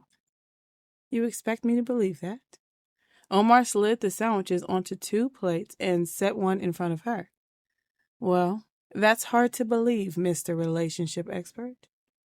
Omar laughed. That's not what people call me. Mandraka shook her head and took a bite. The kitchen felt quiet for a moment, the kind of silence that only happens when you've stopped trying to impress each other. Omar leaned against the counter beside her, their shoulders barely touching. This is different for me. Mandraka looked over. What's different? Omar stared down at his sandwich for a second before answering. Everything with you feels different. His voice softened. He glanced at her, more intense. And?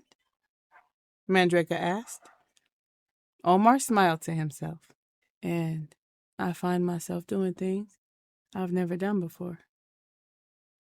Mandraka tilted her head. The look she gave him made him feel seen in a way he wasn't used to. What kind of things? Omar laughed. No, seriously. He shook his head. I've spent most of my life chasing excitement. Mandraka listened. And somehow, he looked around the kitchen. I ended up liking this more. He motioned around the room. Something in Mandraka softened. Omar stepped a little closer. Not much, just enough that their shoulders rested comfortably together. I've cared about women before. His voice dropped lower, but I've never wanted to share my life with them. She felt that, felt the truth in it, because Omar wasn't good at pretending. Not when it mattered. Me neither. Her hand found his without thinking. I've loved people before. Her thumb brushed across the back of his hand, but I've never felt this comfortable. The room got quiet again. Neither looked away. I feel really close to you. Mandraka said it softly, certain, like she wasn't afraid of the words. Omar looked at her for a long moment. I feel close to you too. Neither one moved. Neither one spoke. And somehow, the space between them felt smaller than it had a few minutes ago. They weren't talking about relationships anymore. They were talking about belonging. Speaking of life, Mandraka said suddenly. Omar raised an eyebrow. My daughter graduates next week. A smile spread across his face. Already? Already? She laughed. I swear, she was 5 yesterday. You're getting old. Mandraka threw a napkin at him. Anyway, she smiled. I was wondering if you wanted to come. The joking disappeared from Omar's face. Really? Yeah. She tried to sound casual, failed miserably. You've become important to us. Not me. Us. Something shifted in Omar's expression. Something warm. Something proud. Something a little overwhelmed. I love to. Mandraka smiled, and for some reason, that answer made her happier than she expected, because for the first time since meeting Omar, she wasn't imagining another date, or another weekend, or another night together. She was imagining him being there for the moments that mattered. And somehow, that felt different, bigger, more real. Omar placed his hands on her shoulders, not rushing, not forcing anything, just wanting to be closer. His hand found hers again. You know, he said, smiling, I think that's the nicest thing you ever said to me. Mandraka laughed softly. Don't get used to it. I already am, Omar replied. She rolled her eyes, but she couldn't stop smiling. Neither one knew who moved first, only that somewhere between the laughter, the grilled cheese, and the conversation, they ended up forehead to forehead, quiet, warm, certain. And for a moment, the rest of the world disappeared. Mandraka closed the distance between them and kissed him. The graduation snuck up on them. 1 minute, Mandraka was helping with homework and permission slips. The next, she was sitting in an auditorium trying not to cry while her daughter crossed the stage. Omar sat beside her, one hand wrapped around hers, the other holding the graduation program. "You crying already?" he whispered. "I'm not crying." "Your face is leaking." Mandraka rolled her eyes and wiped beneath them anyway. "Mind your business." Omar laughed, and somehow that made her emotional all over again. The rest of the day felt warm. The kind of day you wish could stay exactly as it is. Family, friends, food, pictures, stories.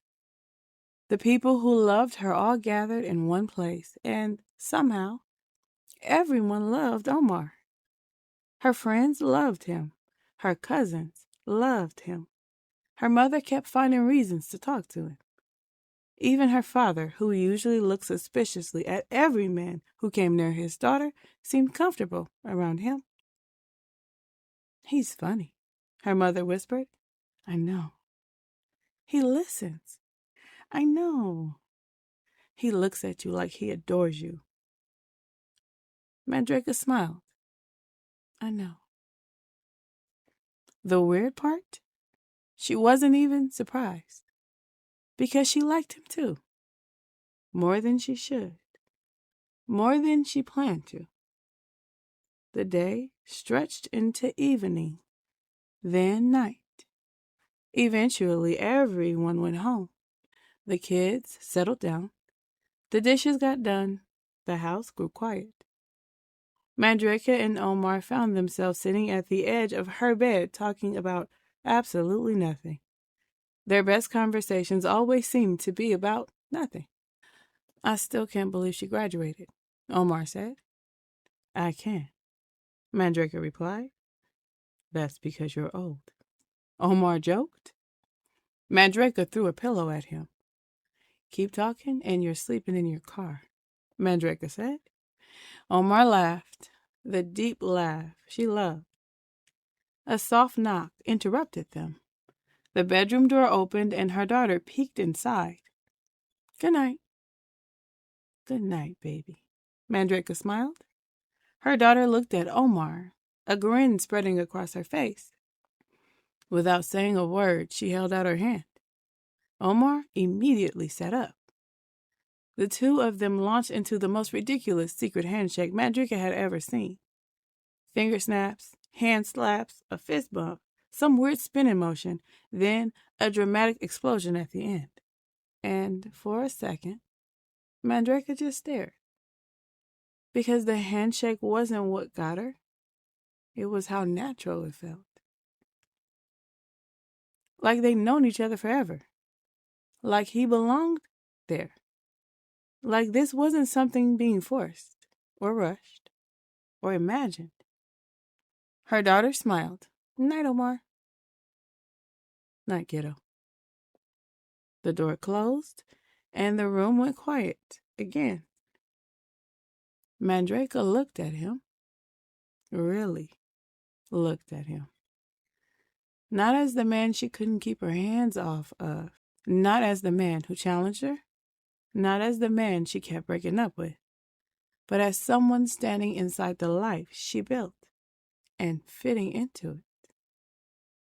A feeling settled in her chest. Warm, hopeful, dangerous. For the first time, Mandraka wasn't thinking about the next date, or the next kiss, or the next night together. She was thinking about forever. And that scared her a lot more than falling in love ever did. 6 months later, Mandraka and Omar's connection did not look the same. Didn't feel the same either. It was clear that pull wasn't enough to keep them connected because their love looked nothing like it used to look. The texts had gotten shorter. The intimacy lost its softness. The conversations lost the safety. And somehow every conversation felt like it started in the middle of an argument. It was the beginning of their workday, and Omar stared at his phone, anticipating a response that never came. You really not talking to me? Delivered. Dre. Delivered. So that's what we doing now? Delivered. Nothing. Across the building, Mandraka sat in her office, pretending to focus on her work. Her phone buzzed again and again and again. She didn't pick it up, didn't check it, didn't feed into it, because lately every conversation felt the same. She was tired. A knock landed against her office door. She already knew who it was. Come in. Omar stepped inside, looking like someone who hadn't gotten his way all day. Really? He asked. Mandraka continued typing. Mandraka. Nothing. Can you at least look at me when I'm talking to you? She finally looked up, calm, collected, unmoved. What? That single word irritated him immediately. What do you mean, what? I mean, what? She leaned back in her chair. What are we talking about today? The question hit harder than she intended, because they both knew exactly what she meant. Another issue, another misunderstanding, another emotional fire she was expected to put out. Omar laughed bitterly. There you go. There I go what? Acting like I'm the problem.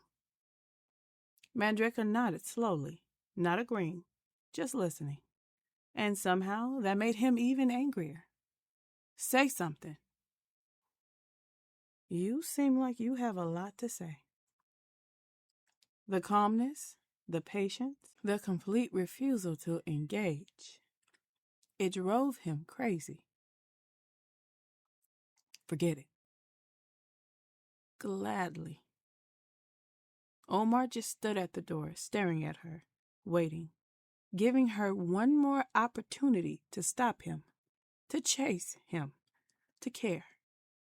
But she just turned back to her computer, and suddenly he felt invisible.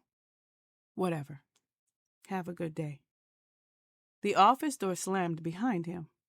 Mandraka closed her eyes, exhaled, and forced herself back into work. That night, Omar never came home.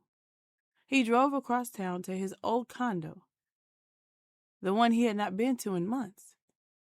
Slept on the couch, ignored her calls, ignored her texts, ignored the part of himself that wanted to go back. Around midnight, his phone lit up. Mandraka. For a moment, he smiled, thinking she was finally coming around. Then he opened it. If you don't come home tonight, don't come home at all. Omar stared at the message and felt his heart drop into his stomach. Anxiety, stress, anger. He couldn't tell. And after that, Omar barely slept. The couch at his old condo was uncomfortable, but that wasn't what kept him awake. It was the text, the one that sat in his head all night. By morning, his pride had worn off, the anger too. All that remained was the uncomfortable realization that he probably pushed things too far again. I'm heading out, Omar said, grabbing his keys. His friend looked up from the television. You good? Yeah. The lie came easy. Outside, Omar climbed into his car and immediately pulled out his phone. Can we talk? Nothing. No delivered notification. His eyebrows pulled together. Dre?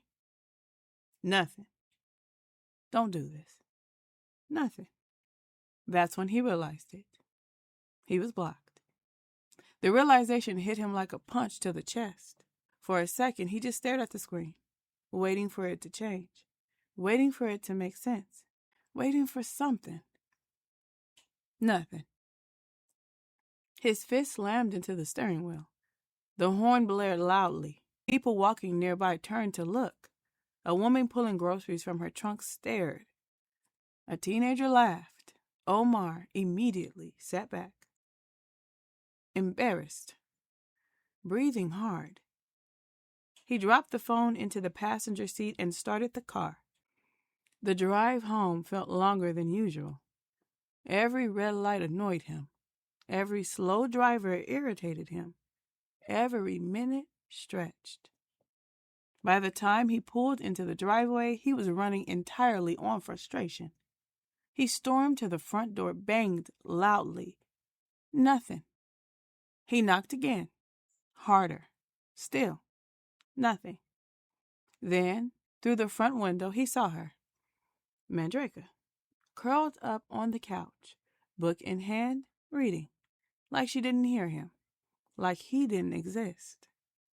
That somehow pissed him off more than if she'd answered. He pulled out his key, unlocked the door, stepped inside. Mandraka looked up briefly, just long enough to confirm it was him, then returned to her book. No hello, no welcome home, no explanation. Omar. Her voice was flat. Without another word, she stood, closed her book, walked toward the hallway. He watched her disappear into the bedroom, then slam. The bedroom door rattled inside its frame. Silence followed. Omar stood in the middle of the living room, staring at the hallway, waiting for her to come back out, waiting for the fight, waiting for something. Nothing happened. His jaw tightened because he knew himself, and he knew if he walked upstairs right now, he'd say something petty, something stupid, something he'd regret. So instead, he dropped onto the couch, still convinced she was overreacting.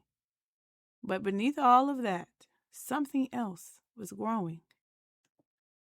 A feeling he hated. Fear. Because for the first time in a long time, Mandraka wasn't trying to pull him closer. She was trying to keep her distance. And Omar didn't know how to handle that. The next few weeks felt tense. Not explosive, just tense. The kind of tension that settles into a relationship where neither person wants to apologize first. Conversations became shorter. Affection became rare.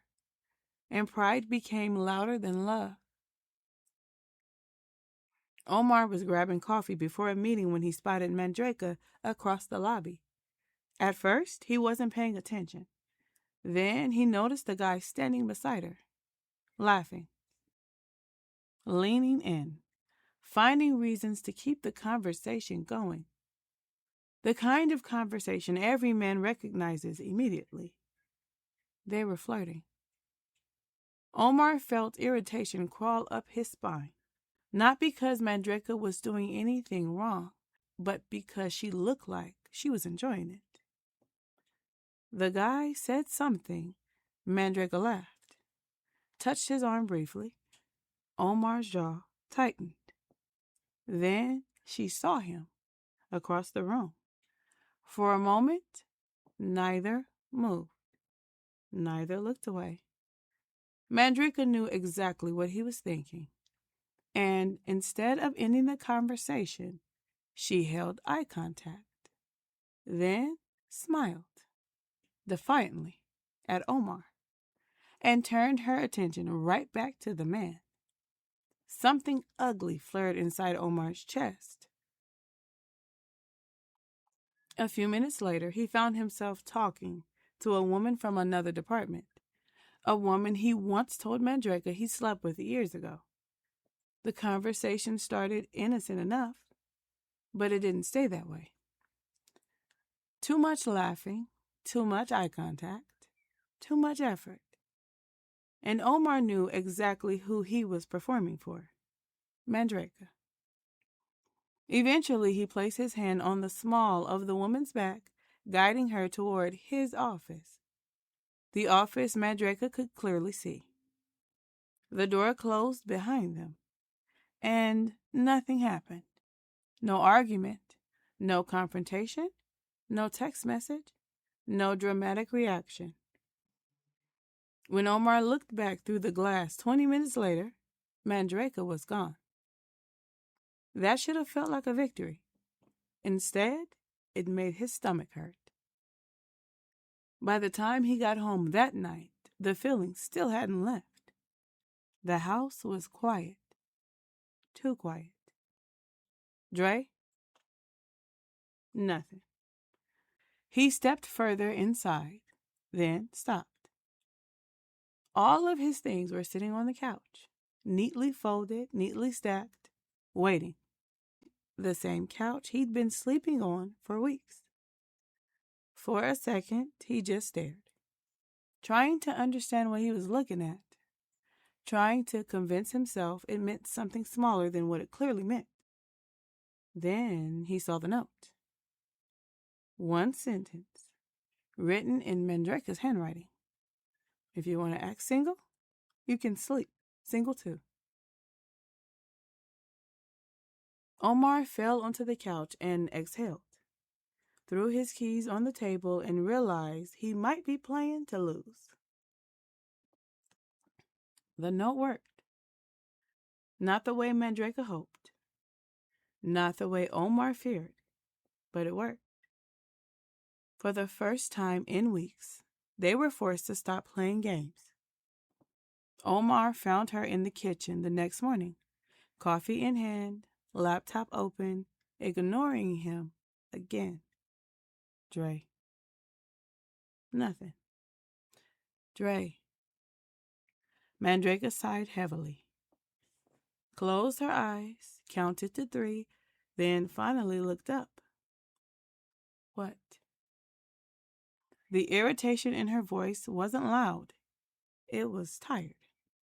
And somehow that felt worse. Omar sat across from her, not defensive, not angry, just exhausted. What's happening to us? Mandraka laughed because she'd heard versions of that question before, usually after the damage was already done. Be specific, she said, stirring her coffee, never breaking eye contact. Omar looked away, already frustrated. The girl, the guy, the fights, the distance. What girl? Mandraka asked sarcastically. Omar looked at her intensely, agitated, trying very hard to remain patient. Forget the girl. He rubbed his forehead.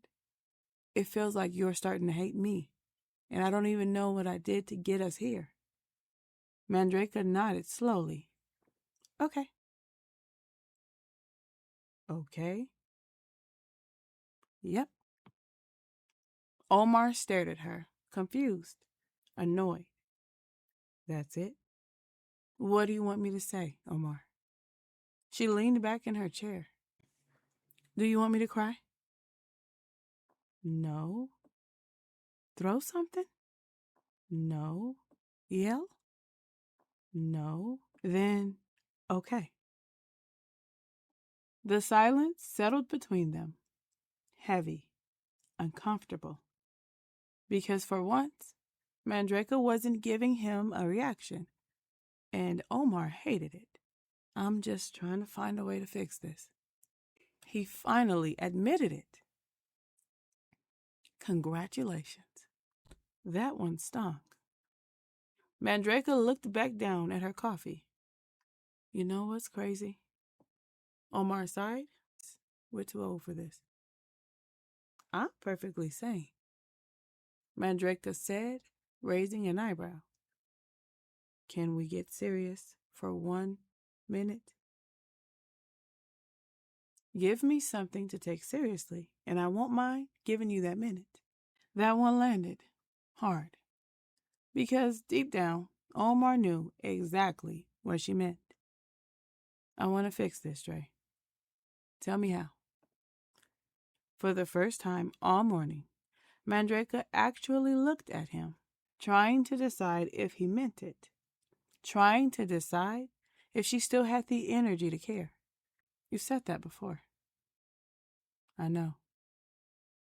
And then what? Omar didn't answer immediately because he knew exactly what came next. Distance, withdrawal, pride, fear, the same cycle, over and over again. I don't know. He laughed softly, more defeated than amused. Maybe we start with dinner. Mandraka shook her head, a small laugh escaping despite herself. You think food fixes everything? A smile tugged at the corner of Omar's mouth. No, but it has fixed a lot so far. That finally earned a real smile. Small, but real. Omar's shoulders relaxed. Just a little. Tonight? He asked. Mandraka stared at him for a moment, long enough to make him nervous.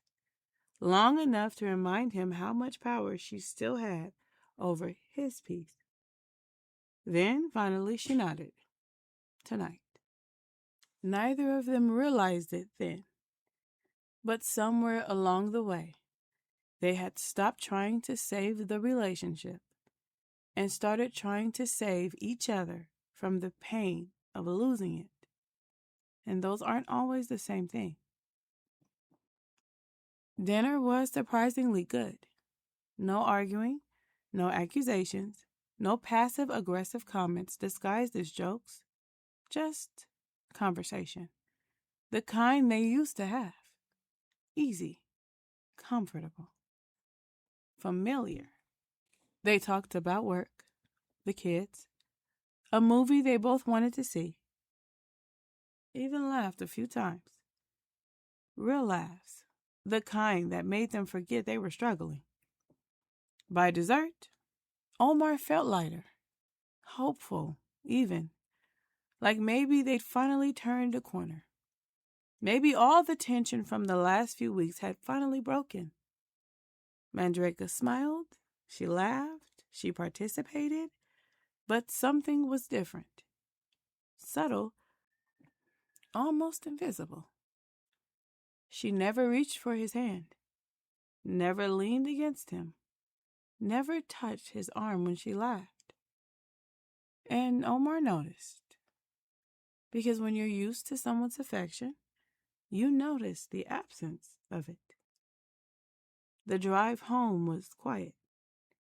Not uncomfortable, just quieter than usual. When they walked inside, Omar found himself watching her, trying to figure out what felt off, trying to convince himself he was imagining it. Maybe he was. Mandraka disappeared into the kitchen, then upstairs, then back downstairs, moving through the house like she always did, but somehow feeling miles away. Omar found her folding laundry in the living room. Dre.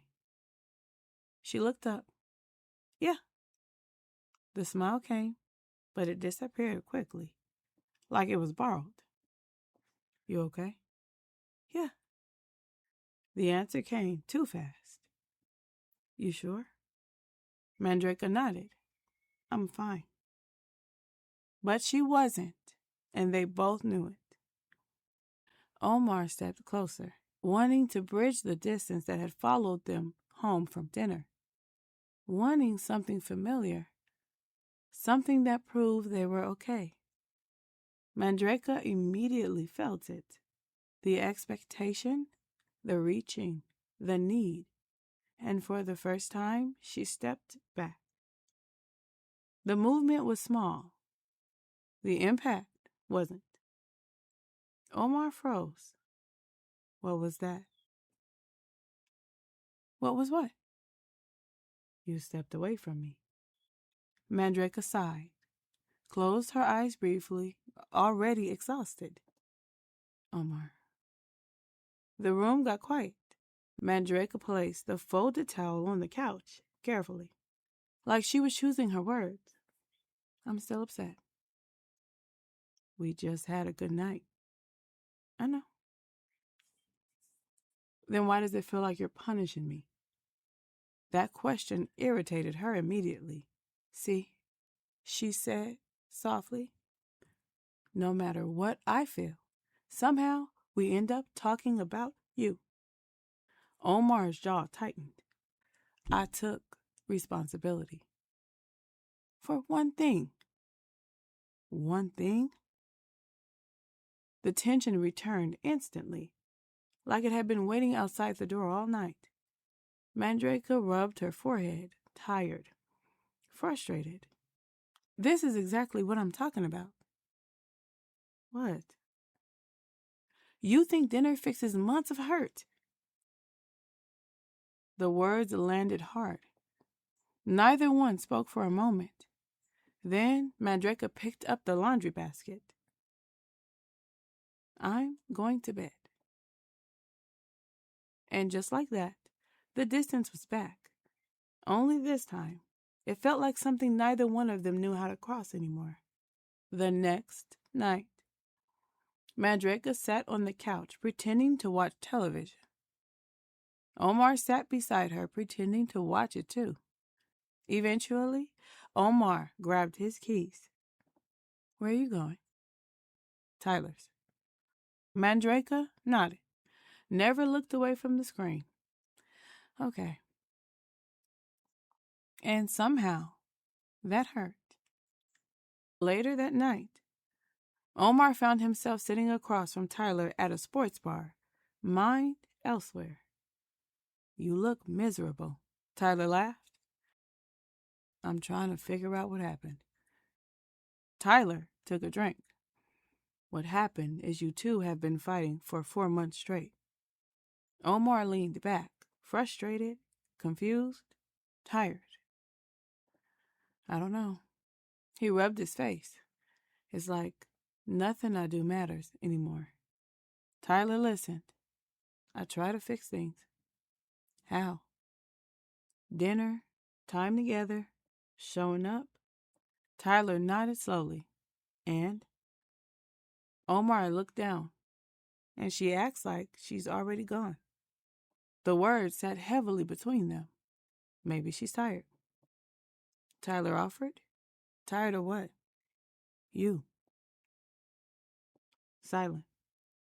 For the first time all night, Omar didn't have an answer. Across town, Mandraka sat on LeClaire's couch with a glass of wine she barely touched. LeClaire studied her. You still love him. Mandraka laughed. Unfortunately. Then, what's the problem? Mandraka stared into her glass, quiet for a long moment. Then, finally, I don't trust him. LeClaire stopped smiling, because that answer was different. What don't you trust? LeClaire asked softly. Mandraka swallowed hard. I don't trust him with my heart. The answer surprised even her, because the truth definitely sounded different out loud. He keeps asking me to believe him. Tears gathered in her eyes. And every time I do. She stopped. LeClaire waited. And every time I do, Mandraka whispered, he changes his mind. The room fell silent because suddenly the problem wasn't the coworker or the argument or the couch.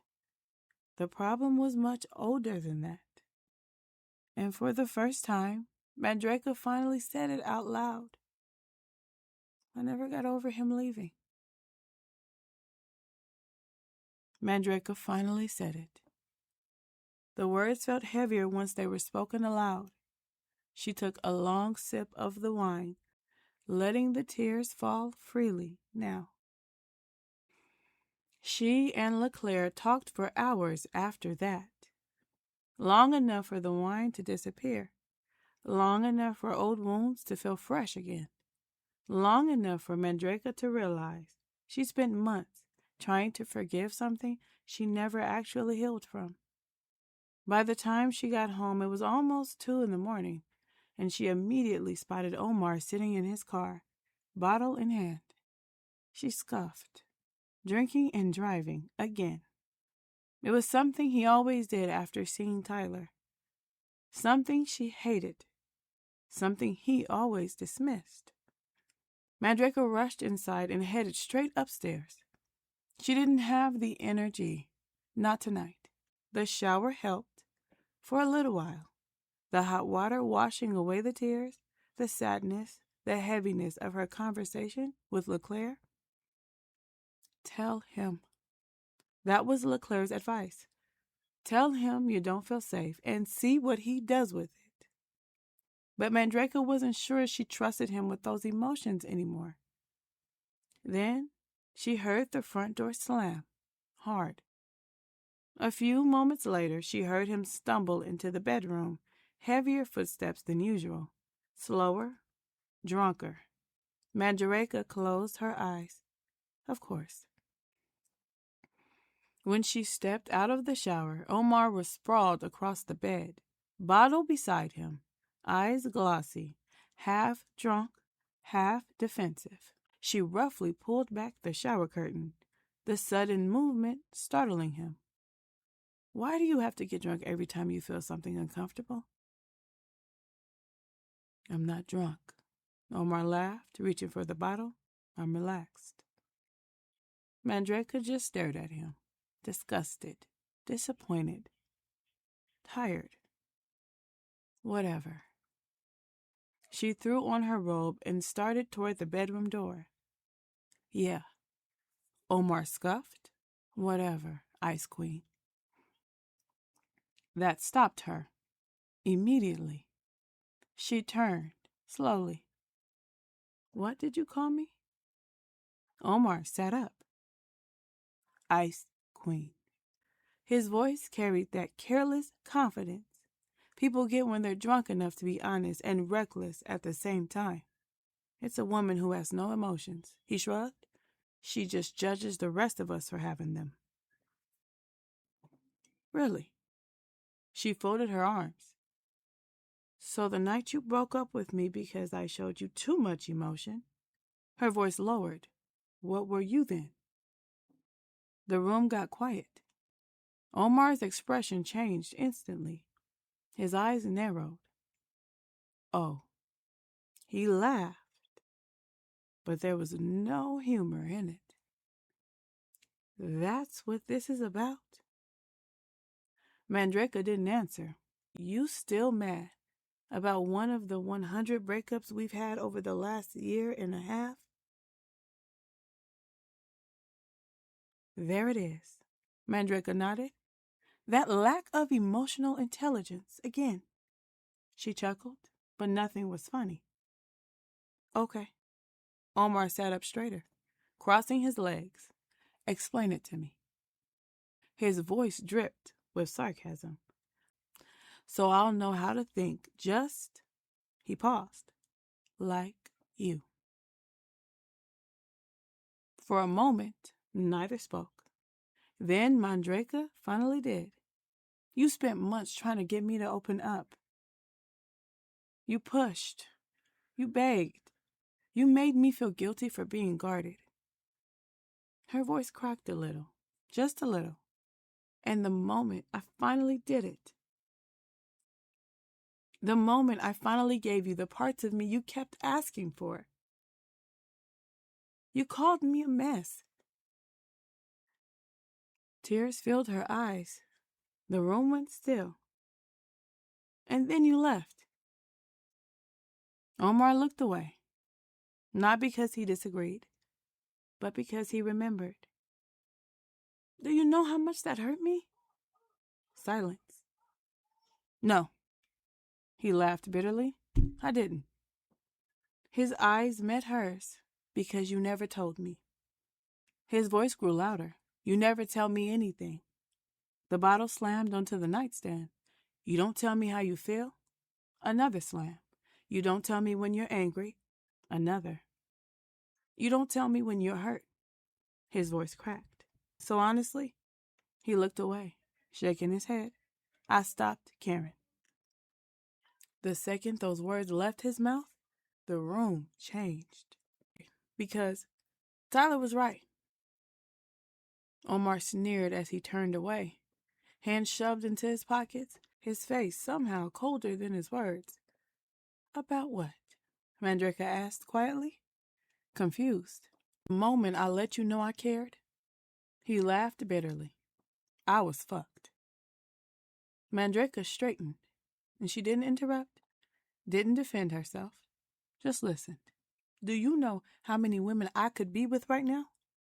His voice rose, angrier, sharper. I've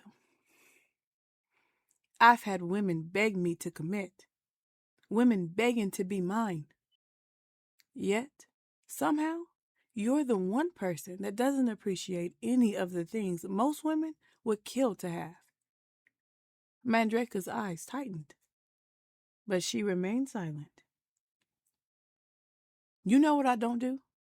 He pointed toward the floor. I don't do sleepovers. I don't do cuddling. I don't do pillow talk. I don't do weekly dinners. I don't ask to meet people's kids. His voice cracked, just slightly. But I did all of that for you. The room fell silent. And here you are finding reasons to reject every effort I've made. His eyes searched hers.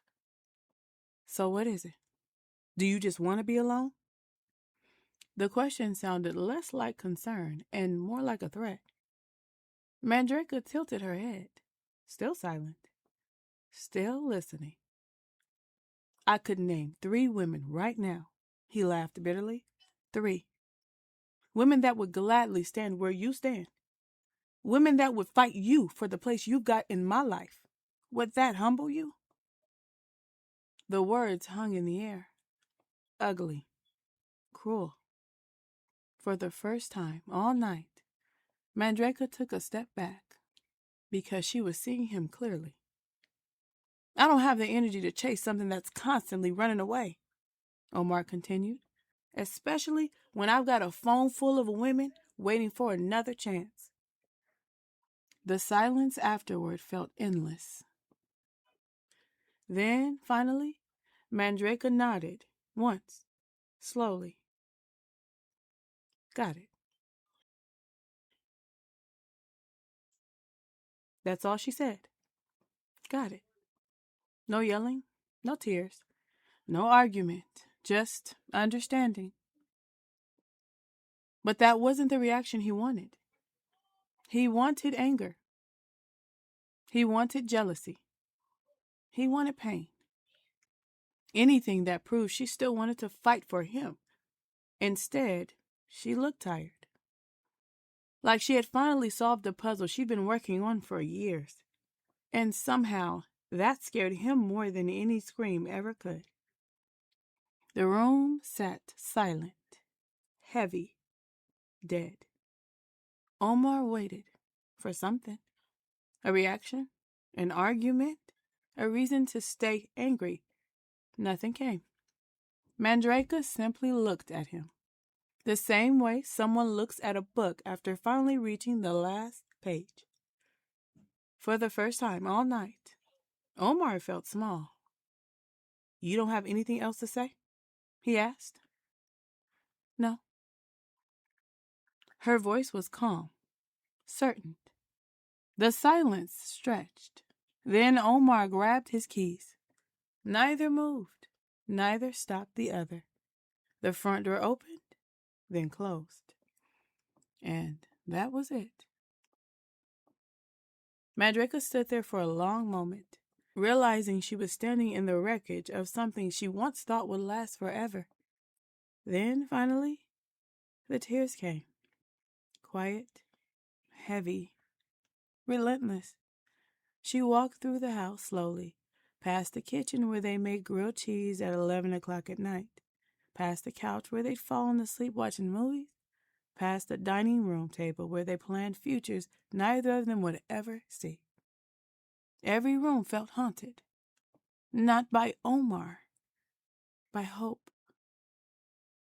Outside, Omar sat in his car, engine off, hands gripping the steering wheel, waiting for her to call, for her to text, for her to come outside, for something. But nothing happened. Minutes passed. Then he noticed movement upstairs. Mandraka, standing in the bedroom window. Her face was covered in tears. Their eyes met. Neither smiled because both of them understood. This wasn't just another breakup. This wasn't a break. This wasn't another chapter. This was the end. Mandraka tilted her head, the sadness in her face almost unbearable. Then slowly, she lifted her hand and waved goodbye. Mandraka lowered her hand, reached toward the lamp beside her bed, and one by one, the lights in the house disappeared. The kitchen, dark. The hallway, dark. The living room, dark. Until only her bedroom remained. She looked down at him. Then she turned away and vanished into the darkness. And Omar sat alone in the driveway, staring at a house that suddenly looked unfamiliar. He thought there would always be another chance, another conversation, another beginning, until there wasn't. And for the first time, Omar understood something that would haunt him for years. The one that got away was also the woman he never wanted to lose.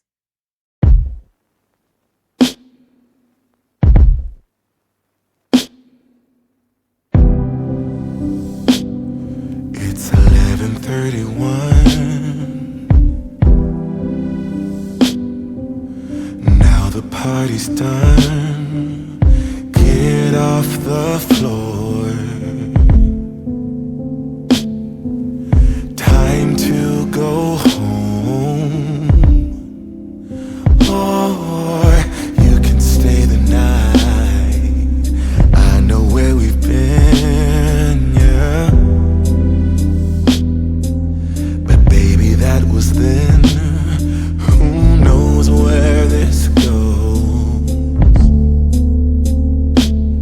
I'm scared of this ghost. Oh, don't assume I don't, just because I won't fall in. Maybe after this we can call it quits, destiny. Maybe we should try. Maybe we should try. What if it's different this time? What if we lose? What if we lose again? What if the story ends? What if we lose again?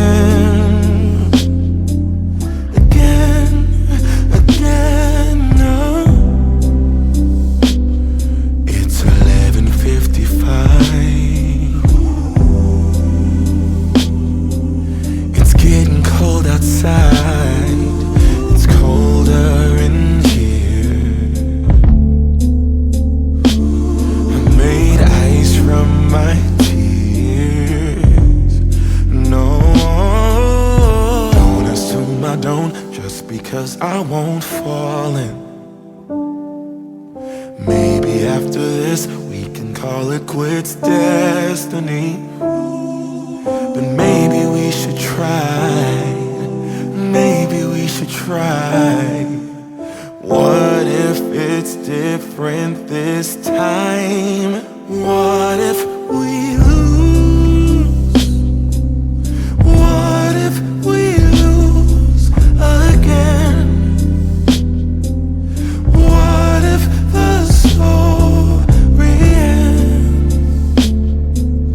What if we lose again? Again?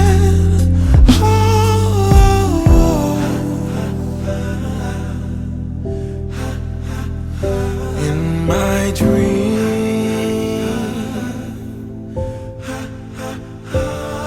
I'll never let you go. We never were alone. Yeah.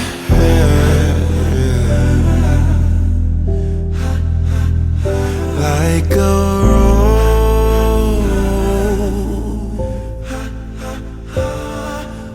never grew its thorns, blossomed on our own. What if we lose? What if we lose again? What if the story ends? What if we lose again?